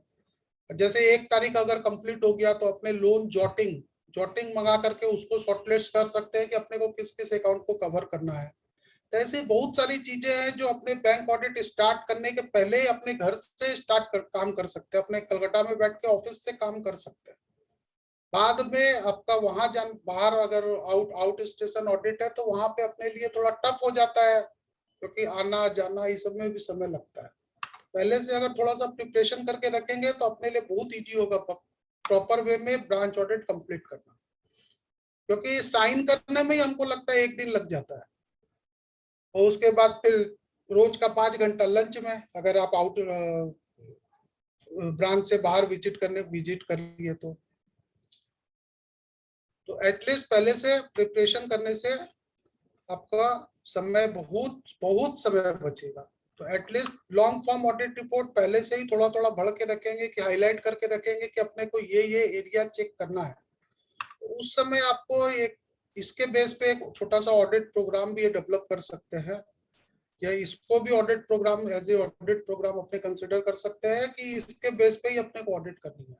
और अपने को हर पॉइंट कवर करना होगा, कुछ भी पॉइंट अनटच रहेगा तो पता चलेगा आरबीआई से कोई ना कोई चिट्ठी आ गया कि आपने इस अकाउंट को टच क्यों नहीं किया, या इस अकाउंट में ये इरेगुलरिटीज थी, आपने पॉइंट आउट क्यों नहीं किया। तो अच्छा है कि अपने से और कोई पूछे, इसके पहले अपने खुद ही प्रिपेयर करके उसमें मेंशन कर देते कि भाई ये इरेगुलरिटीज है।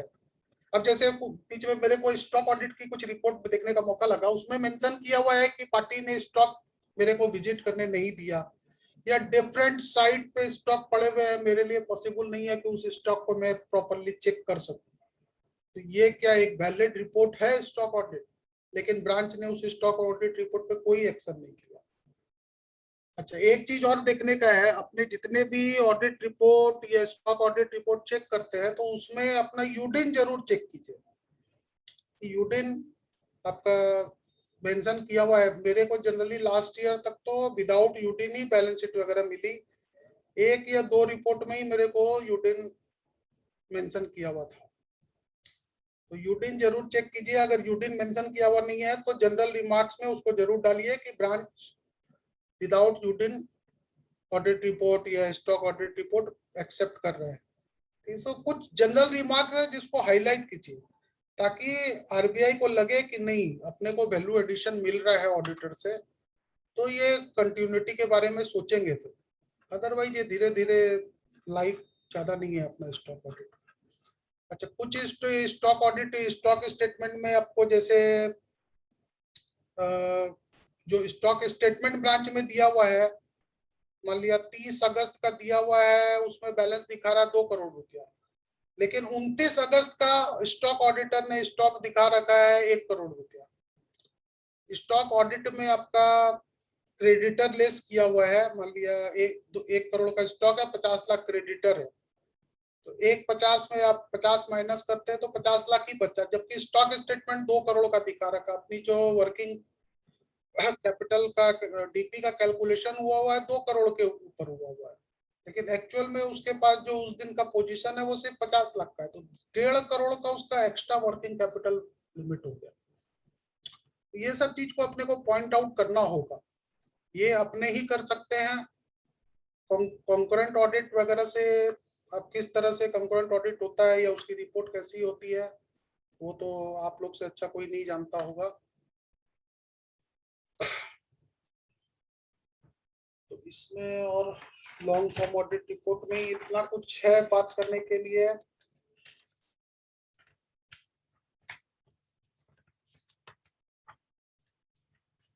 हेलो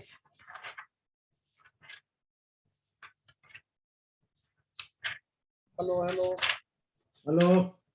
हाँ प्रकाश जी, हाँ बोलिए संजय जी। कोई स्पेसिफिक एरिया कुछ है तो बताइए, फिर उसको वाइड किया जाए थोड़ा सा। ब्रीफ तो आप ठीक ही कर रहे हो, इसके अलावा रैप अप आप कैसे करें कि भाई कंप्लीट कैसे करें, जिस दिन अपने लास्ट चीज रहता है उसमें हम लोग कैसे देखें, रिपोर्ट कहाँ कहाँ करें, यदि कोई कंफ्यूजन होता है सेंट्रल ऑडिटर का क्या रोल रहता है, या हम लोग कहाँ कहाँ क्या। सेंट्रल ऑडिटर हमको नहीं लगता है जनरली कोई हेल्प करते हैं, क्योंकि मैं 2-3 बार सेंट्रल ऑडिटर को यूज करने का कोशिश किया हूं, लेकिन मेरे को कोई भी प्रॉपर फीडबैक नहीं मिला। ऑप्शन एक ही है कि आपको कहीं भी अगर लगता है कुछ प्रॉब्लम है तो अपने को मेल ही करना होगा, फोन करके कोई फायदा नहीं है, क्योंकि मेल करने से एटलीस्ट रिकॉर्ड हो जाएगा कि आपने आपके मन में कोई क्वेश्चन था, आपने उसको रेज किया, आपको प्रॉपर एक्सप्लेनेशन नहीं मिला या प्रॉपर आपको कोई जवाब नहीं मिला, तो उसके बाद आप अपना स्टेप ले सकते हैं। क्योंकि सेंट्रल ऑडिटर के पास इतने ऑडिटर के फोन कॉल और फोन जाते हैं कि वो प्रॉपर रिस्पांस नहीं देते हैं फोन कॉल का। अगर आपके पास जो फोन नंबर उसका अवेलेबल रहेगा, आप उस पर कॉल करेंगे तो बोला जाएगा कि उस ब्रांच का तो इंचार्ज फलाना आदमी है, आप उसको कॉल कर लीजिए। उसको कॉल किए तो वो बोलता है कि अभी तो हम बिजी हैं, आप 2 घंटा बाद फोन कीजिए। फिर 2 घंटा बाद फोन किए तो नॉट रिस्पॉन्डिंग हो गया, तो अब आप सारा काम छोड़ करके सेंट्रल ऑडिटर के पीछे लगे रहिए। अब जनरली एक चीज मैं आप लोग को सबसे एडवाइस करूंगा, अगर आपका स्टैंड सही है तो कभी भी रीजनल ऑफिस या हेड ऑफिस या सेंट्रल ऑडिटर या कोई भी बंदा या कोई भी प्रेशर आपके ऊपर डाला जाए तो उसका ऑडिटर रिपोर्ट सीधा एक ही जवाब आपको देना है कि भाई आपका जो क्वेश्चन है या आपका जो क्वेरी है वो आप आपको मेल कीजिए, हम मेल पे आपको रिस्पॉन्स करेगा। सब आपको भरवली प्रेशर डालेंगे, मेल आपको कोई। लास्ट टाइम क्या हुआ, मैंने एक एनपीए डिक्लेयर किया, रीजनल ऑफिस से आदमी आके बैठ गया कि सर इसको हटा दीजिए। हम बोले सर आप रिटर्न में दे दीजिए कि इस अकाउंट में कोई प्रॉब्लम नहीं है, मैं छोड़ देता हूँ। रिटर्न में आपको कोई लिख के नहीं देगा, भरवली आपको सब बहुत सारे टाइप के प्रेशर डालेंगे, रिटर्न में आपको कोई लिख के नहीं देगा। तो ये एकदम स्टैंड रहिए कि भाई जो भी आपका क्वेरी है या जो भी लिटिगेशन है वो आप हमको मेल कीजिए या लेटर हेड पे लिख के दीजिए, तो हम उसको कंसिडर करेंगे।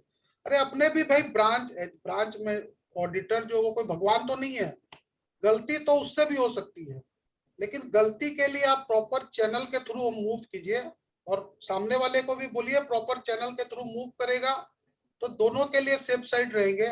और वो जनरली कोई भी रीजनल ऑफिस या कोई भी सेंट्रल ऑडिटर या कोई भी लिख के कभी नहीं देते, क्योंकि अपना स्टैंड सही रहता है, अपने जो पॉइंट आउट कर रहे हैं वो सही लाइन में पॉइंट आउट कर रहे हैं, लेकिन वो अपना पिंड छुड़ाने के लिए अपने ऊपर प्रेशर डालते हैं। तो अपने को प्रेशर क्यों फेस करना है भाई? सीधा एक ही, हमरा तो आज तक कभी ये लाइफ का हिस्ट्री में है ही नहीं कि कभी हमरे ऊपर प्रेशर नहीं। हमको तो धमकी तक मिला हुआ है कि आप त्रिपुरा में ऑडिट करने गए थे, रीजनल मैनेजर होटल में आके बोलता है कि आपका यहाँ से निकलना मुश्किल हो जाएगा। तो उस प्रेशर से क्या होगा? वो प्रेशर के अब बहुत बार क्या होता है, रीजनल मैनेजर से जान पहचान है, वो आपको फोन कर लिए कि सर इसको छोड़ दीजिए, तो छोड़ देते हैं। मेरे पास ऐसे भी केस है, बहुत आदमी ऐसे होते।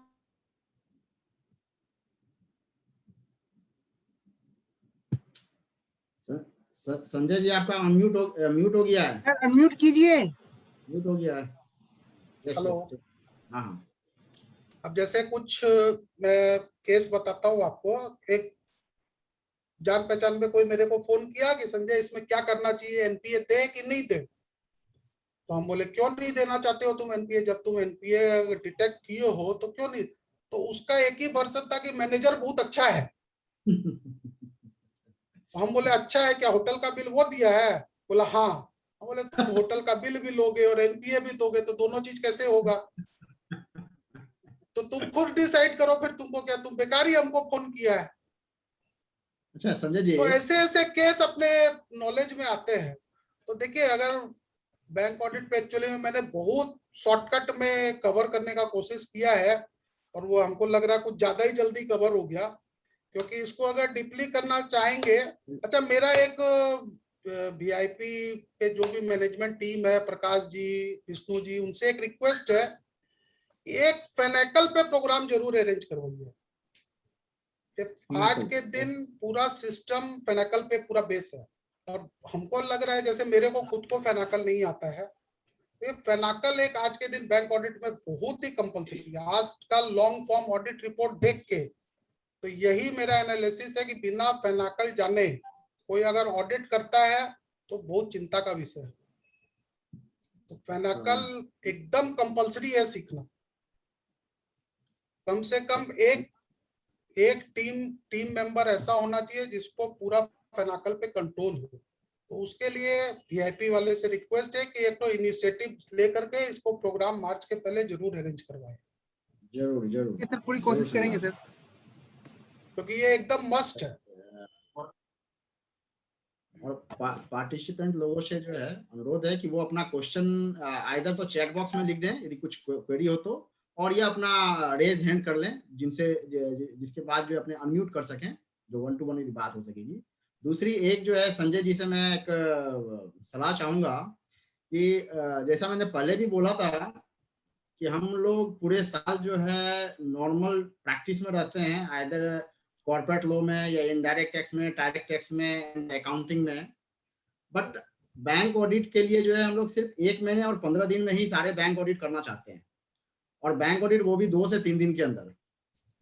तो ऐसा क्या चीज है कि हम लोग जो है एक बाइबिल ले लें और उसको रीड आउट करने से जो है हम लोग का मैक्सिमम कवर हो जाए।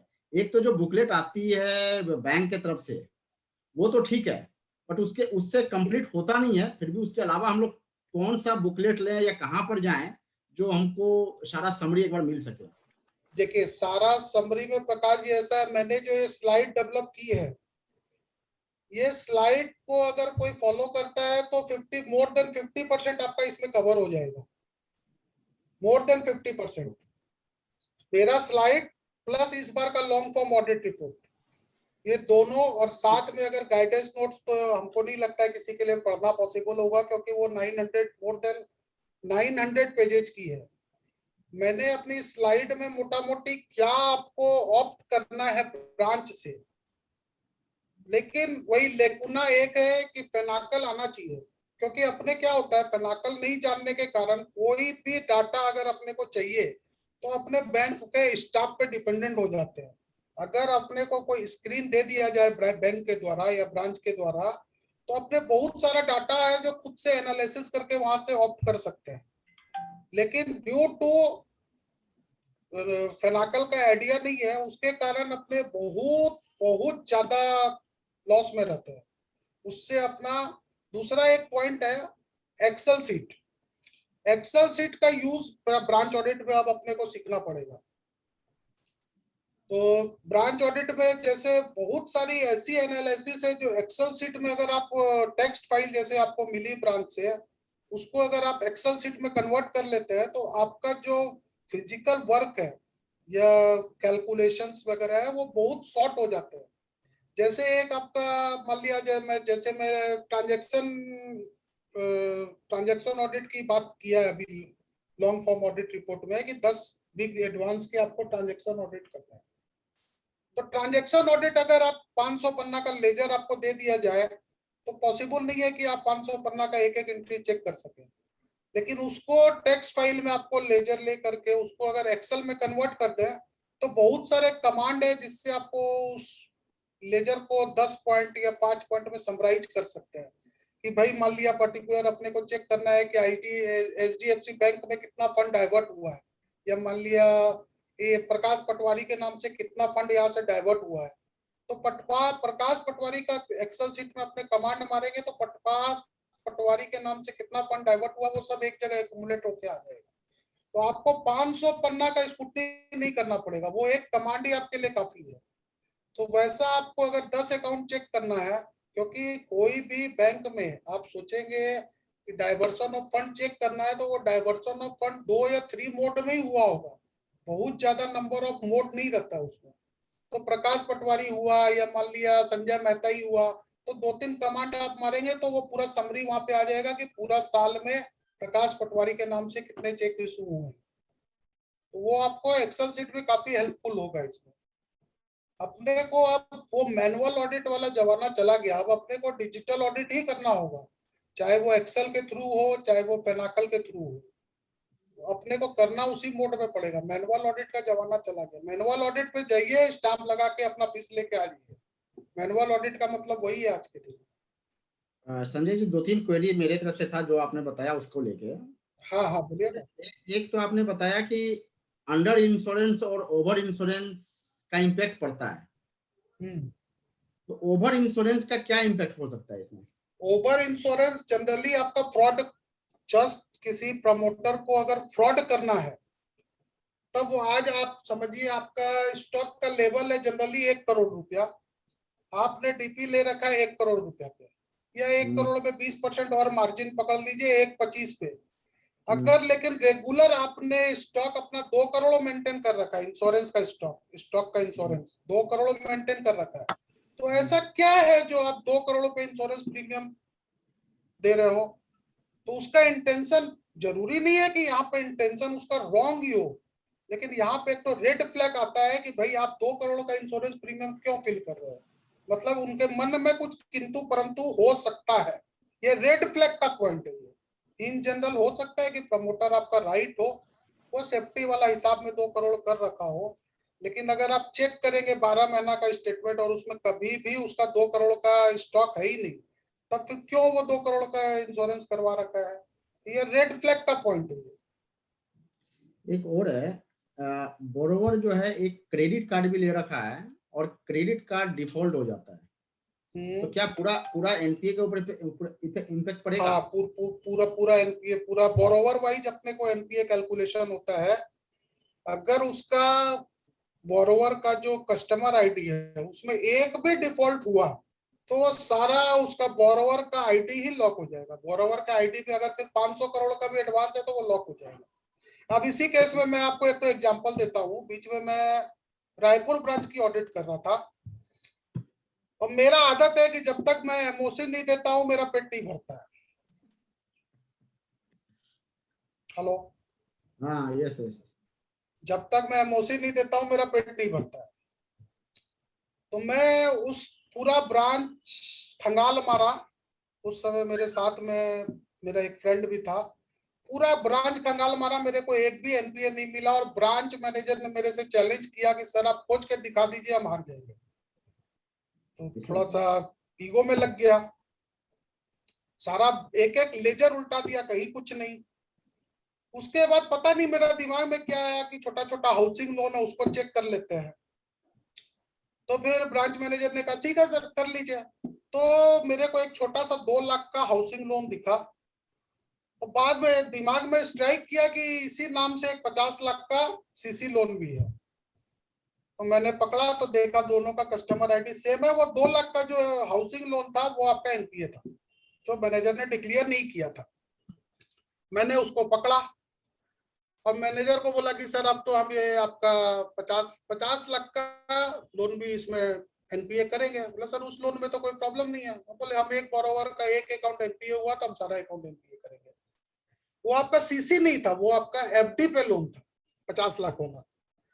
तो बैंक मैनेजर का कंटेंट था कि सर वो तो आपका एफडी पे लोन है, वो तो आप एनपीए कर ही नहीं सकते हो। बोले कहाँ लिखा हुआ सर ये चीज एनपीए नहीं कर सकते? मेरा तो क्लियर टर्म्स में आरबीआई का इंस्ट्रक्शन है कि बोरोवर का एक अकाउंट अगर एनपीए होता है तो उसके सारे अकाउंट एनपीए रहेंगे।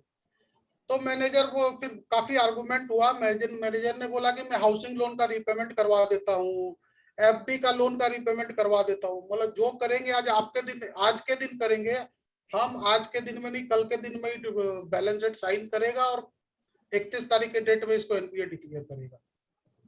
और करके हम लोग वहां से निकल गए, क्योंकि वहां पे देखिए मैटर थोड़ा सा दूसरा हो गया था। वो चैलेंजिंग वाला जो मैटर हो गया था तो उसके कारण फिर तो इसमें मैंने एक सीनियर को भी फोन किया, हो सकता है वो अभी अपने ग्रुप में हो, तो उनको भी फोन किया तो वो बोले कि संजय क्यों मैनेजर को छेड़ रहे हो, अगर ब्रांच सही है तो उसको फिर एनपीए डिक्लेयर मत करो।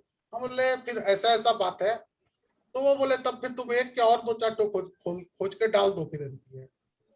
अच्छा संजय, फिर हम लोग इसमें डाल करके उसको वहां से निकल गए। संजय जी एक चीज और है कि जैसे बोरोवर वाइज तो है, लेकिन बोरोवर का क्रेडिट कार्ड किसी दूसरे बैंक में है और वहां पे वो डिफॉल्ट करता है। नहीं, दूसरा बैंक को अपने बैंक में कवर नहीं करेंगे, वो बैंक टू बैंक वेरी करेगा। हम कस्टमर आईडी बोला, अगर उसी बैंक के दूसरा ब्रांच में भी है तब उसको अपने कवर करेंगे, लेकिन बैंक अगर लेगा तो उसको अपने वो आपका क्रेडिट रेटिंग डिक्रीज हो जाएगा, सिविल में उसका क्रेडिट खराब हो जाएगा।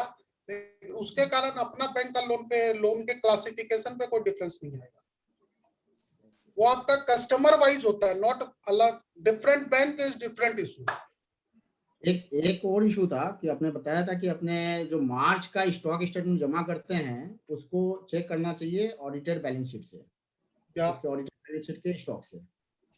तो लेकिन क्या होता है जब हम लोग स्टॉक स्टेटमेंट सबमिट करते हैं तो एज पर कंपनी और कंपनी के अकाउंटेंट जमा करते हैं, लेकिन जो बैलेंस शीट में स्टॉक का वैल्यूएशन आता है उसमें अकाउंटिंग स्टैंडर्ड के हिसाब से वैल्यूएशन आता है, उसमें ऑडिटर का अलग अलग रिमार्क रहता है, तो वो वैल्यूएशन ड्रास्टिकली चेंज होता है उस समय due to the other reason change होता है वो। इसीलिए मैंने आपको 10% का गैप का परमिशन दिया है कि मोटा मोटी 5% 10% तक नहीं, तो वो परमिटेड नहीं है सर। वो आपका पूरा फ्रॉड है।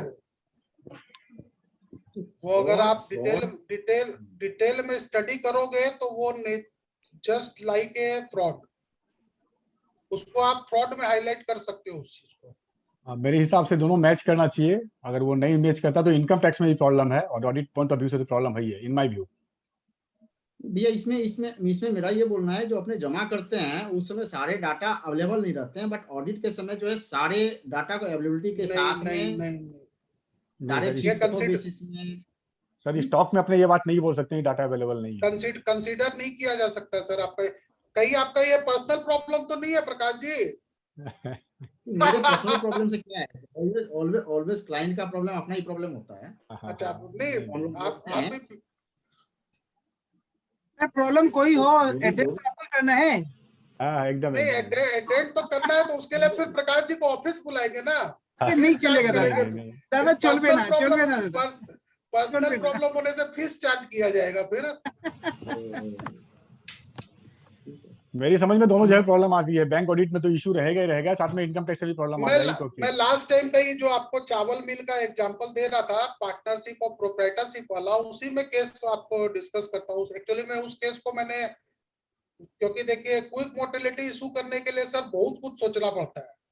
मैं उसमें ब्रांच मैनेजर से भी डिस्कस किया, मतलब branch manager not this bank branch manager, मतलब different my friend branch manager. मैंने एक डीजीएम से भी बात किया, मैंने सेंट्रल ऑडिटर से भी बात किया और डिफरेंट टाइप के अपने जो कलीग है उनसे भी बात किया। उसके बाद ही मैंने वो स्टैंड लिया था।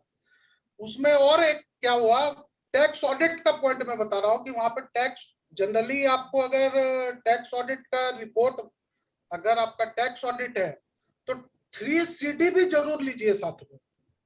3CD में जनरली आपको क्वांटिटी डिटेल मिलेगी। मेरे उस केस में क्या हुआ था कि क्वांटिटी पार्टी की लास्ट ईयर से डिक्रीज हुई थी, लेकिन वैल्यूएशन बढ़ गया था। मान लिया पहले 1 लाख टन चावल था, 1 लाख टन से वो चावल घट करके क्लोजिंग स्टॉक 50 लाख टन हो गया, लेकिन वैल्यू उसकी 6 लाख से 10 लाख हो गई। तो जब मैंने फिर चेक किया कि भाई कि चावल का रेट बढ़ गया क्या, तो मैंने जब बिल उल चेक किया तो पता चला कि चावल का रेट सेम है। लास्ट टाइम भी 19 रुपया किलो था, आज भी 19 रुपया किलो है। तब फिर क्वांटिटी 50% डिक्रीज किया, लेकिन वैल्यू फिर 50% इंक्रीज कैसे कर दिया? ये आपका रेड फ्लैग है। ये आप इसको मतलब ये एक चेकिंग ऑफ एरिया अपना ये एक और बढ़ गया है एडिशन कि अपने को, हमको नहीं लगता है जनरली कोई भी क्वांटिटेटिव डिटेल तक चेक करता है, लेकिन अपने को अब ये समझ में आया कि क्वांटिटेटिव डिटेल भी ऑडिटर का चेक करना है, अगर उस 3CD में क्वांटिटेटिव डिटेल कवर किया हुआ है। राहुल लोसालका जी का कोई क्वेरी है, अपने उनको अनम्यूट कर रहे हैं। राहुल जी, आप जरा अपने आप को अनम्यूट कीजिए। राहुल जी, आप अनम्यूट कर सकते हो?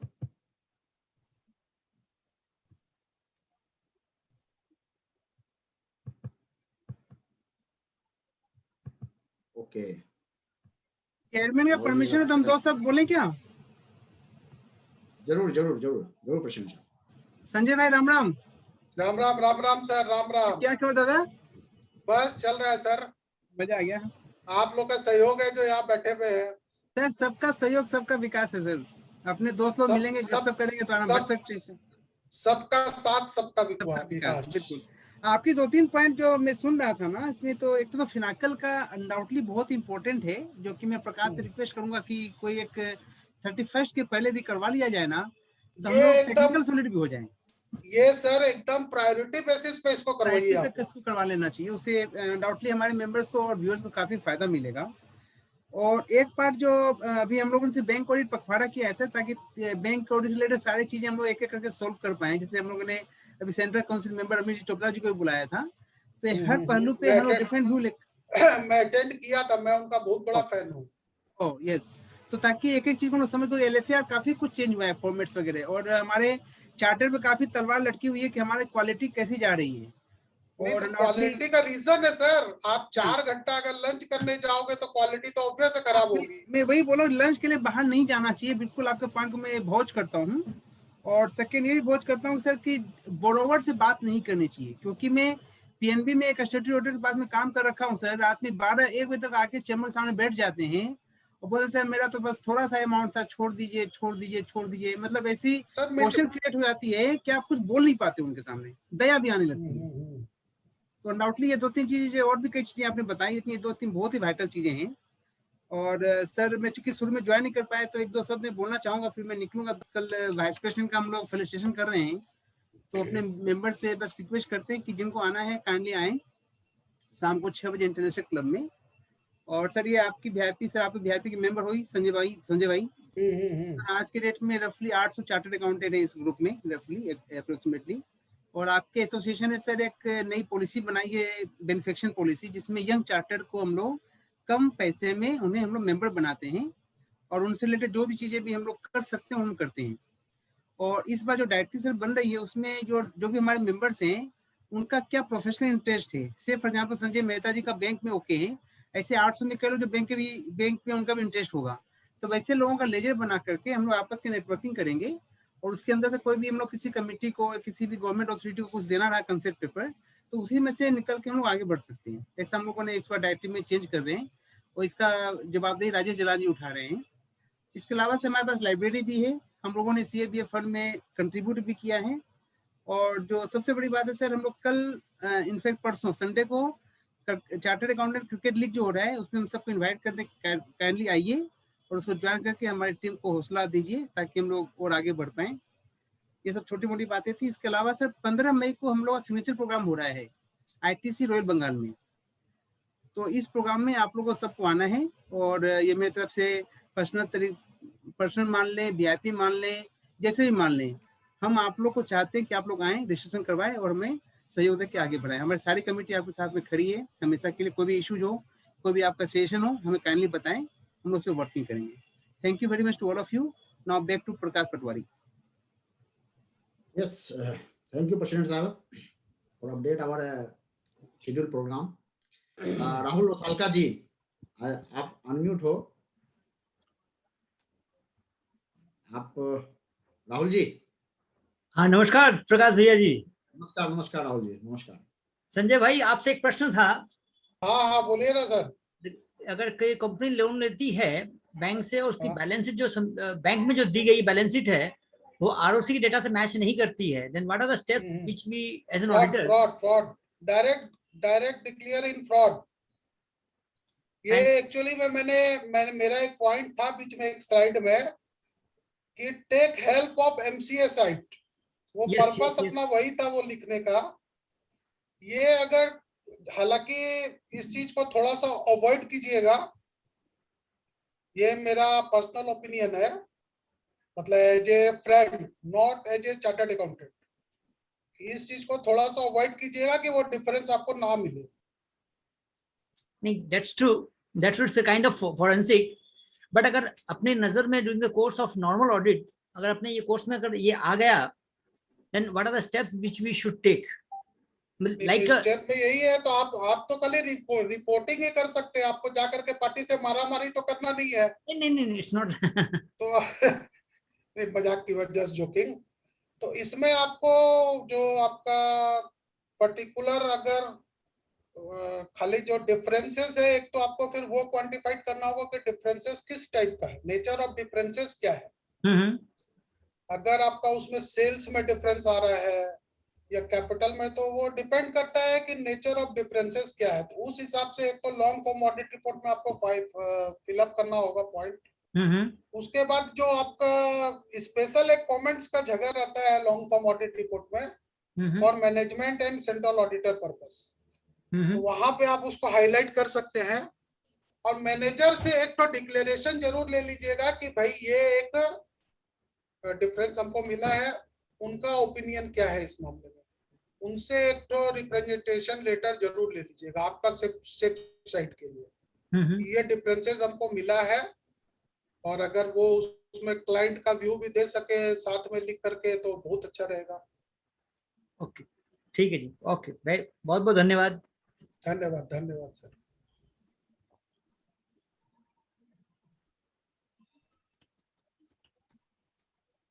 मैं एक बात और बोलना चाहता था। अपनी बात हो रही थी कि TXT file, we should know the how to operate Excel, text file को कैसे एक्सेल में कन्वर्ट की जाए। मैं सबकी जानकारी के लिए बताना चाहूंगा कि अभी बहुत सारी बैंक्स में वो उनका इनबिल्ट एक सिस्टम आ गया है जिसमें टेक्स्ट फाइल को वो एक्सेल में कन्वर्ट कर सकते हैं। वो करके नहीं देते हैं। नहीं, मैं ये बोलना चाहता हूँ कि अगर जैसे मैं सेंट्रल बैंक की बात करता हूँ, सेंट्रल बैंक का मेरा अभी एक्सपीरियंस है, उनके यहाँ एक सिस्टम आ गया है वो ऑल इन वन बोल के। उस जब आप इतना बोल दोगे मैनेजर, तो कोई भी मैनेजर आपसे इतना पंगा नहीं करेगा कि अगर इफ यू नो कि कैसे ये हो सकता है, तो वो इमीडिएटली आपको कन्वर्ट करके देंगे। सेंट्रल बैंक में जैसे एग्जांपल है, ऑल इन वन बोल के उनका एक यूआरएल है, मेन यूआरएल के भीतर में ही, जहां पर बहुत सारे ऑप्शंस हैं। उसमें अगर आप जाएंगे तो उसमें ऑप्शंस हैं कि what kind of file you want to convert from text to Excel. तो अब आपको जो फाइल चाहिए, जैसे टर्म लोन की है या सीसी की है, इंटरेस्ट की है, जो भी उसमें स्पेसिफिक कॉलम आया है, उसमें आप क्लिक करोगे उस फाइल को, उसमें आप डंप कर दीजिए, within a fraction of second it would be converted in Excel and with ease.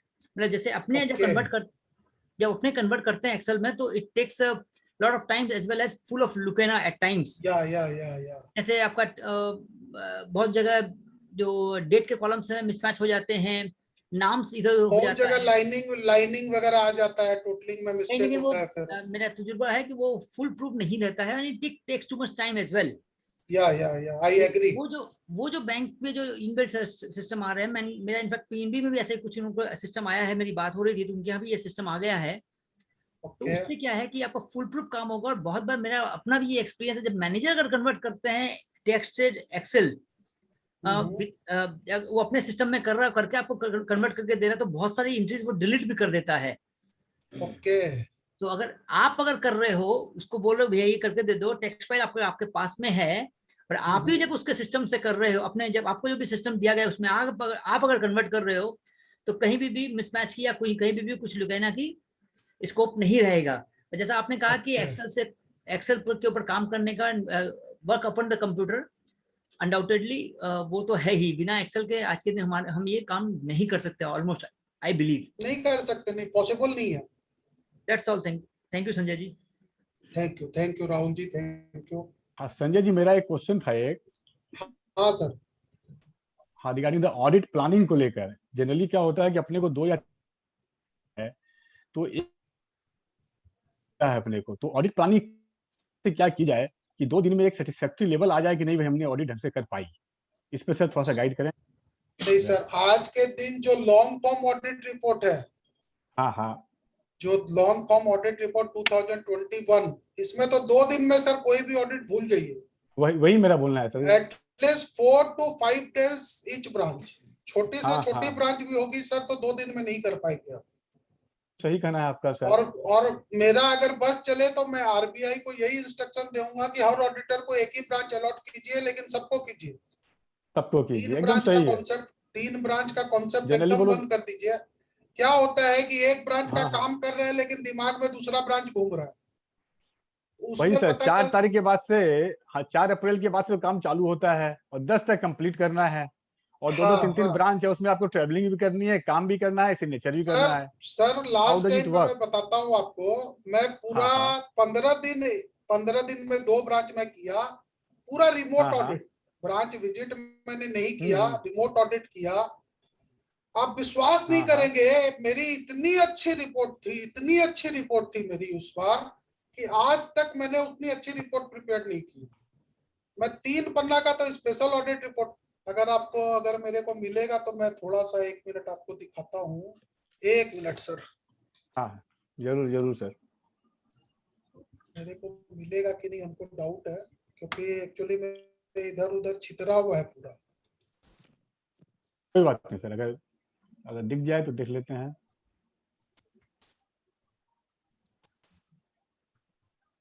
क्योंकि आज के दिन ये सबसे बड़ा इशू हो रखा है, how to conduct the audit. ये देखिए, इस तरह से मैंने सर एक एक लोन अकाउंट का फोल्डर बनाया था लास्ट टाइम।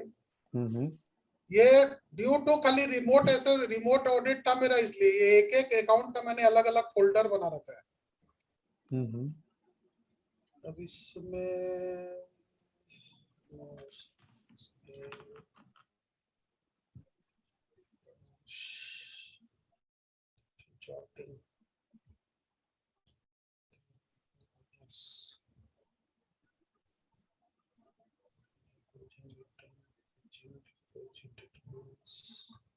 अब मेरे को दिख ही नहीं रहा है इसमें सर, एलएफएआर बोल के अलग folder. And if any participant want to raise the question, raise your hand or put your query in the chat box. So we can request to our speaker to share his knowledge, and for your again with your query we update our knowledge also.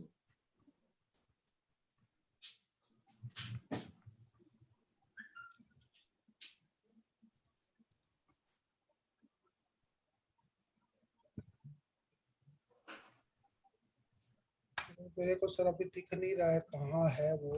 कोई बात नहीं संजय जी, ठीक, कोई बात नहीं sir, कोई बात नहीं। जो सेव करके मैंने रखा था, लेकिन वो कहाँ घुस गया है पता नहीं। तो रियली डे टू डे हम लोग का बैंक ऑडिट का जो प्रोसेस है and the notification and the daily basis पे सर्कुलर है, वो रियली बैंक ऑडिटर के लिए जो है वर्किंग हार्ड कर देता है। यही तो मेरा बोलना है ना प्रकाश, यही मेरा बोलना है। मेरे को लगता है कि आज के डेट में 2 दिन की ऑडिट के लिए कम से कम 10 दिन का working before start the audit करना ही पड़ेगा। जिस दिन अलॉटमेंट आया उस दिन से लग जाइए ब्रांच ऑडिट में सारा काम छोड़ के। ओके, क्यों मैनेजर के पीछे पड़ना पड़ेगा कि सर ये भी हमको मेल पे भेज दीजिए, ये भी हमको मेल पे भेज दीजिए, सब चीज हमको मेल पे भेज दीजिए, ताकि हम प्रॉपर वे में काम कर सके। हाँ हाँ, ये सही उस बात दिन है। से ही अपने को लगना पड़ेगा। अच्छा अच्छा संजय जी, एक चीज और समझना चाहेंगे, जो मेल पे अपने हाँ। भेज दीजिए, मेल पे भेज दीजिए, ये डाटा जो शेयर करते हैं ब्रांच मैनेजर, तो डाटा की सिक्योरिटी और सिक्योरिटी को लेके भी जो एक क्वेश्चन मार्क रहता है, तो उसको लेके ऑडिटर कितने रिस्पॉन्सिबल हैं और उनके ऊपर क्या एक्शन हो सकता है यदि नहीं, ब्रीच ऑफ वो ट्रस्ट। तो आपका सिक्योर्ड मेल रहता है, उसमें तो सिक्योरिटी का कुछ वो तो मान लिया अपने ब्रांच भी विजिट करते हैं और मैनुअल डाटा लेते हैं अपने, तो वो तो हमको नहीं लगता उसमें कोई प्रॉब्लम होना चाहिए। देखिए सर, इस हिसाब से मैं मेन जो लेक्चर होता है 3CD का, सीट दिख रही है मेरी? नहीं नहीं नहीं दिख सर, रही है, नहीं दिख रही। एक मिनट, सिर्फ आप दिख रहे हो। मैं तो दिखूंगा जब तक आप भगाओगे नहीं, मैं तो छाती पे आपके खड़ा ही रहूंगा। नहीं सर, आपको भगाएंगे नहीं ना सर, आपको तो सुनेंगे, कुछ सीखने को मिलेगा।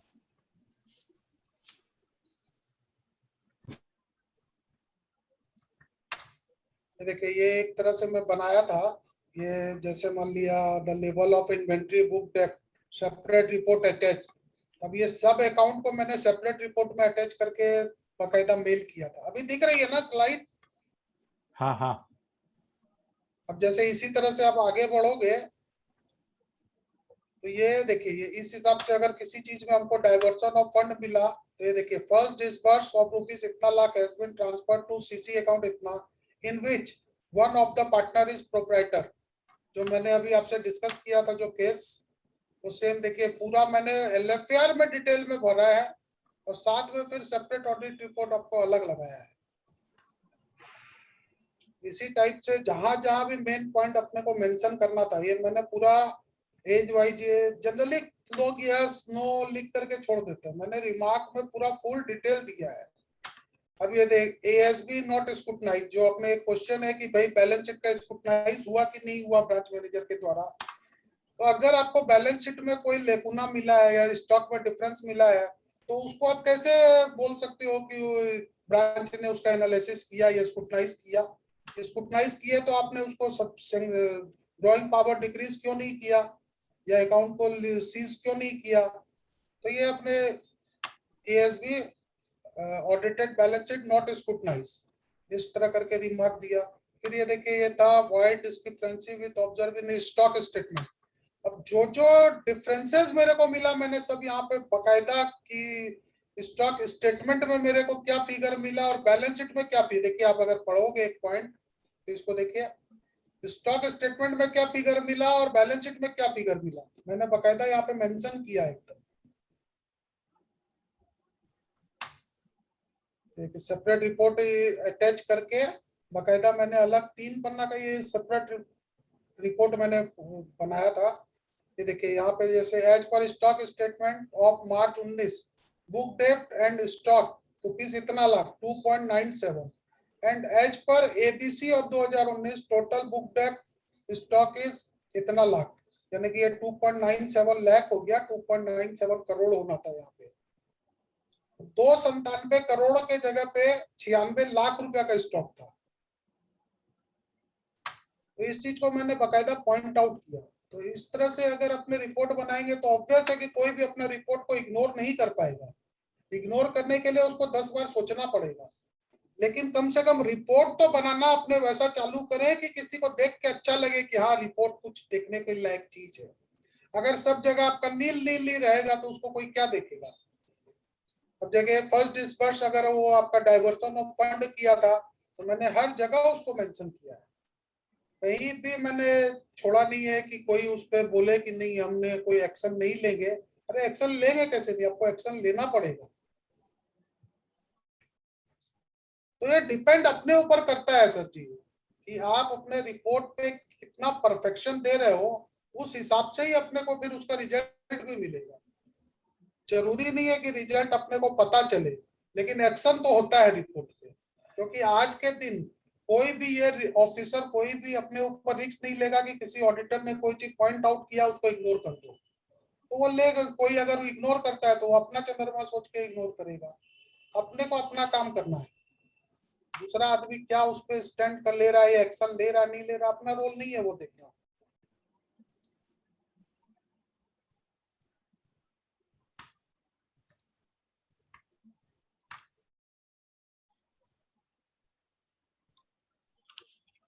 ये चैट बॉक्स में बहुत सारे क्वेश्चन है क्या प्रकाश जी?